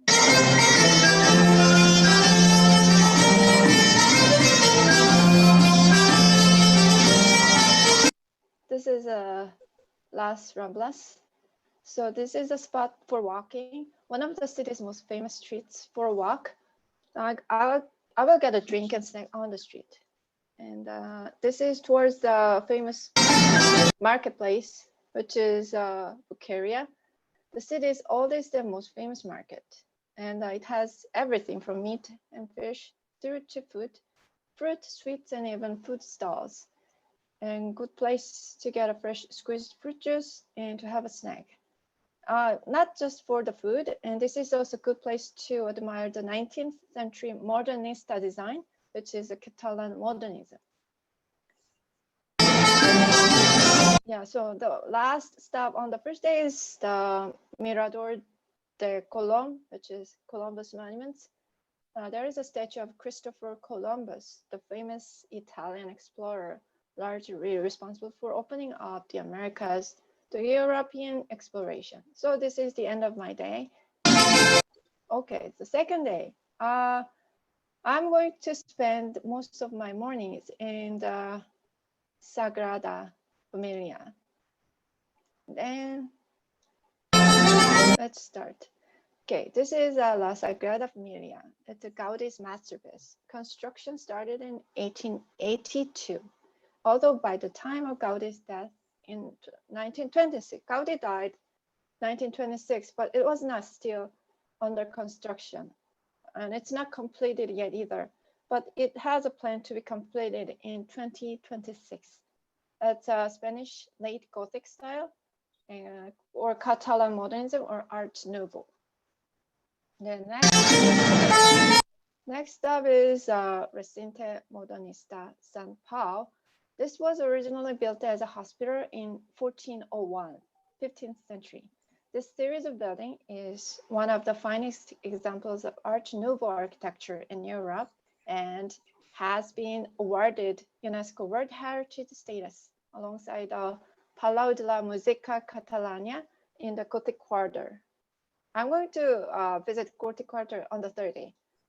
And then next up will be Gaudi experience. So Gaudi Experience is a place having an interactive exhibition that will take us through the life and works of Gaudi, who was responsible for so many of Barcelona's sites. And there's an overview of some of his most notable works, as well as 4D cinema. 4D cinema is like a 3D film with physical effects.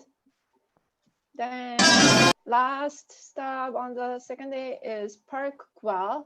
It is a large park area with a number of installations of Gaudi's works on the outside. There is a house museum where Gaudi was living for the last 20 years of his life. And this is the end of second day, and my third day, I will start as visiting the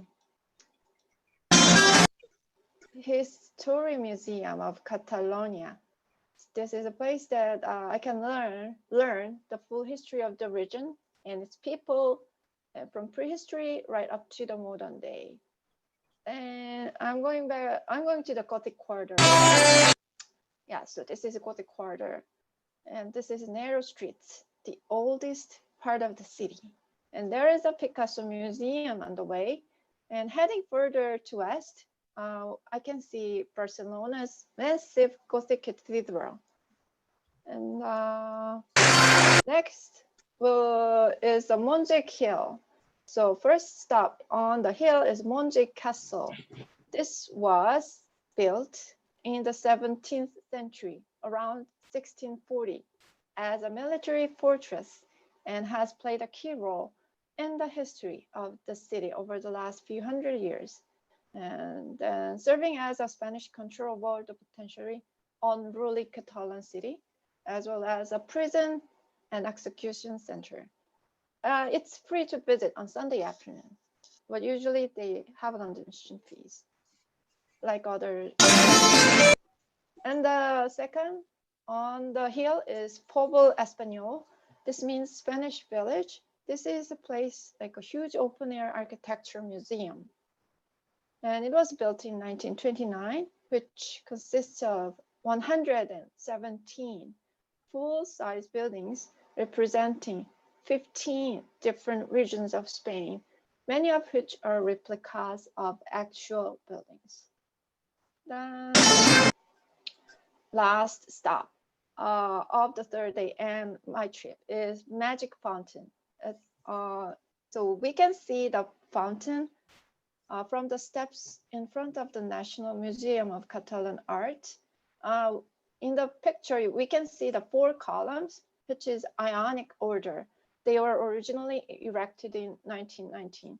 And there is some history of the columns that it was demolished and erected again, but I'm going to omit that part.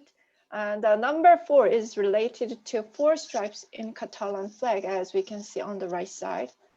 But the Magic Fountain was built in 1929, which was 10 years later, for the international exhibition and restored for the 1992 Barcelona Olympic Games. Okay, so this is my and then I'm going to return to Toronto the next day, which is the last day. And then issues is as usually many attraction place has, there is a pollution with over tourism, like a pollution, air pollution, noise pollution, and there are too many people visiting the city. It says 32 million annual visitors. So my recommendation or resolution from myself that I can do is visit Barcelona off season. So I'm going to visit there in December because like a peak season is like a May till September. That must be beautiful, but I want to see the architecture, so it would be okay for me. And from them, like from their government, they can limit the number of visitors per period. So they are actually practicing this strategy as like issuing admission tickets for each and every attraction point. So this is my end of the presentation. Thank you for listening, and thank you for. Yeah. Oh, thank you, Jisoo. Beautiful. Yeah, beautiful place, Thank you so Barcelona. much. Okay, I'm going to stop sharing. Okay, and let's go to I think Kyle. Kyle, can you share your screen? Hello. Give me 2 seconds. Sorry, just editing something.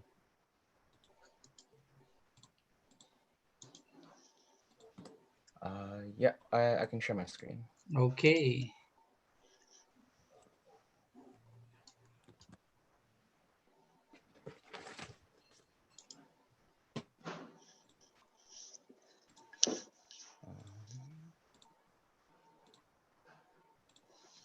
Let's see.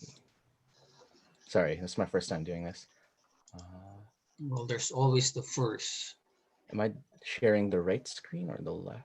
I have 2 monitors. Yeah, so we're seeing term project now. Okay, awesome. And it moves if I do this, right? Oh, sorry, like that.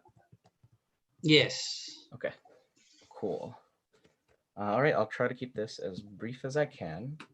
Hello, everyone. My name is Kyle Peralta. This is my dream tour presentation. And I flashed it earlier, so you guys may have seen. My destination is Hong Kong. A few things about Hong Kong. So Hong Kong is located on the Pearl River Delta, south of China, surrounded by the South China Sea. Over centuries, Hong Kong has hosted a bunch of things, like Taoist temples, the Qing Dynasty forts, Victorian churches, Edwardian hotels, etc. Most recently, though, the state's cycle of construction and reconstruction means quite a lot of the old landmarks have been replaced by much larger marvels, things you typically think of when you think of Hong Kong. In terms of architecture, you can expect a variety of styles coming from a historical background full of traditional Chinese architecture. So most of it left really is just in urban Hong Kong, are just temples that date back to the 19th century. A lot of colonial architecture, mostly inland Hong Kong. So Hong Kong Island, we'll be exploring an example of such a place like Victoria Peak. And also a lot of just like colonial architecture adopted for tropical climate, which is kind of unique. For example, like typhoon resistant roof tiles, just as the same kind of Chinese buildings would have had Western motifs. And finally, modern architecture. So if you're an enthusiast of modern architecture, you'll quite enjoy Hong Kong. Places like Wan Chai and Central City are massive showcases for modern contemporary buildings. All right, so flying to Hong Kong, according to kayak.com, April is the low season when it comes to just flying in Hong Kong. So tickets will range around $500 to $600. So I've placed my hypothetical trip around April, maybe mid-April, like April the 16th of 2021. So that would be a Friday. That's wishful thinking, of course, if I could fly. So yeah, the crowd, April is considered a good low season when it comes to tourism in Hong Kong. If you really want to beat the crowd, whatever that means in terms of Hong Kong, it's a good season to just fly and explore Hong Kong. Dealing with transit and travel. So I should probably just as a disclaimer, I have been to Hong Kong before. So this thing here, this system, is called the Octopus card. It's similar to what we have here in Toronto with the Presto card. It's a card that's loadable with credits. You can put money into it and you can tap it onto things like the train, the bus. But Hong Kong goes further and beyond. You can use it at some convenience stores, grocery stores, lots of different things like parking meters. You'll be surprised what kind of things you can use an Octopus card for nowadays. So dealing with transit, previously mentioned the Octopus card is a refillable card. So I have one of those, but just in case I didn't, this is what I would buy. So this thing is called a Airport Express Travel Pass. This thing costs roughly around, $40.50 Canadian when converted. You purchase it online and you can claim it at the Airport Express ride to get right into the mainland city, like under 30 minutes. So coming right out of the airport, out of the gate, there's tickets and tolls there, and the express train connects right to Hong Kong International Airport's separate island, and you can get to the mainland in around 30 minutes, probably less because the train's pretty fast. This thing lasts 72 hours, so it's a day pass, unlimited use. all across Hong Kong's train system, the MTR system. You can also top it up with extra money for use in bus, trams. I mentioned earlier, convenience stores and other things might have an octopus function. So this thing is an octopus card in disguise for tourists. Here's a rough location of where I've chosen to stay. So this whole area here, just above like the water, is called Kowloon. Just down here is what you would consider mainland Hong Kong Island. So where I placed the marker is, sorry, it shouldn't be there. It actually should be here. This is the higher end Intercontinental Hotel, but there is a lower end one that is closer to the bay, which is one that I would choose because I'm a walker. So I would personally choose obviously the cheaper option for a hotel, but also just somewhere where I could walk closer to where we would be exploring, which is mostly around the Kowloon Bay harbor around here. So day one, the city walk. Sorry, I should probably preface Kowloon first. Regarding the hotel, so it's graded 100 out of 100 on TripAdvisor for walkers like me, right? With 272 nearby restaurants and other accommodations. And it's around $183 per night to stay. Now moving on to my day one, what it would look like. It's just a typical city walk. So exploring Kowloon by foot. Kowloon can also be referred to as the East Promenade. What I would do is I would find a landmark. So this right here is an image of the former Kowloon Canton Railway Clock Tower. This thing is constructed with red brick and granite, and it's quite a landmark of the age of steam. The clock began ticking on the 22nd of March in 1921 and has only stopped during the time of the Japanese occupation in World War II. This is located right next to Victoria Harbor and Star Ferry services to Hong Kong Island, which we will be using on another day. So Kowloon, East Promenade. These are just some examples of what you could see walking along just the harbor side where I pointed out. This is about 5 to 10 minutes reach of the Intercontinental Hotel. You can see the Hong Kong Cultural Center here from the water. It's quite the building design with the curve. It stands out. So this is mainly used as like a venue for a lot of international shows, world-class concerts, opera performances. The next building that you might see a little bit closer to the inland, is the Kowloon Mosque and Islamic Center. You can see a lot of like Islamic architecture. This place is really huge when you go to Hong Kong. The large dome and the carved marble it stands out. And this is known as Hong Kong's largest mosque. And another place in Inner Kowloon is Hong Kong Rosary Catholic Church. This place is known as Hong Kong's oldest Catholic church and was built with money donated by a Portuguese doctor. Also incorporates a lot of classic Gothic styles with a yellow facade. Not quite as big if you compare it to the mosque, but it's also still another architectural wonder, let's say. Going on to the East Promenade. This is where I would spend my first day, where I'd suggest you spend it if you were to go to Hong Kong. The Hong Kong Museum of History is about a 5-minute walk from the Intercontinental. Lots of really nice just history and information you can find like inside. I remember going here and kind of getting lost in the displays and galleries. So this place was, sorry, wrong information. So this place takes visitors through the territories past, mostly by 8 large galleries, like mentioned earlier. So it starts with the natural environment and prehistoric Hong Kong, going back roughly around 6,000 years ago. And it ends with the territory's return to China in 1997. It's a really great place to just get your bearings and understand the history of Hong Kong before going out there and exploring more. So this place is called the Avenue of Stars. This is still on Kowloon's Harbor Bay. It's a bayside walking area. It's kind of a tribute to, I guess, Hong Kong's like lesser known now, but back in like 20th century, Hong Kong was really big in the film industry. You might recognize names like Bruce Lee, right? There's a Bruce Lee statue. It's pretty cool. I think if I check my notes, this thing is about 2.5 meters tall, and it's made of bronze.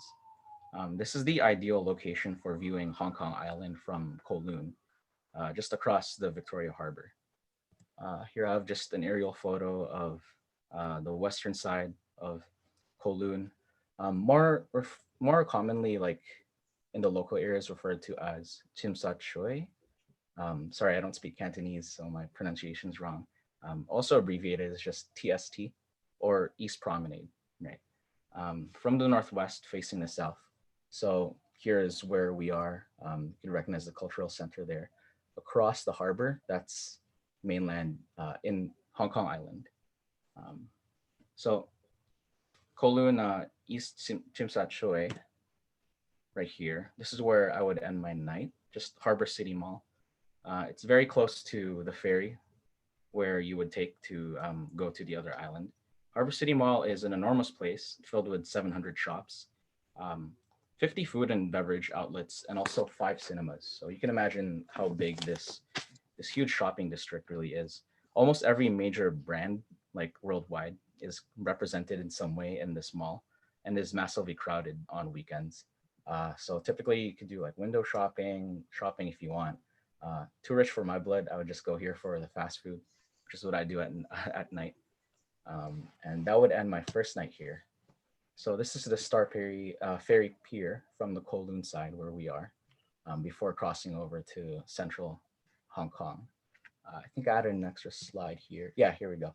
So crossing onto Hong Kong inland, you take the Star Ferry Pier. It's one of the more common ways to take it because it's cheaper, and it's a very beautiful sight just watching like both sides of Hong Kong from the water. You can also take the train, of course, which goes underground, but I mean, why would you want to do that if you have the option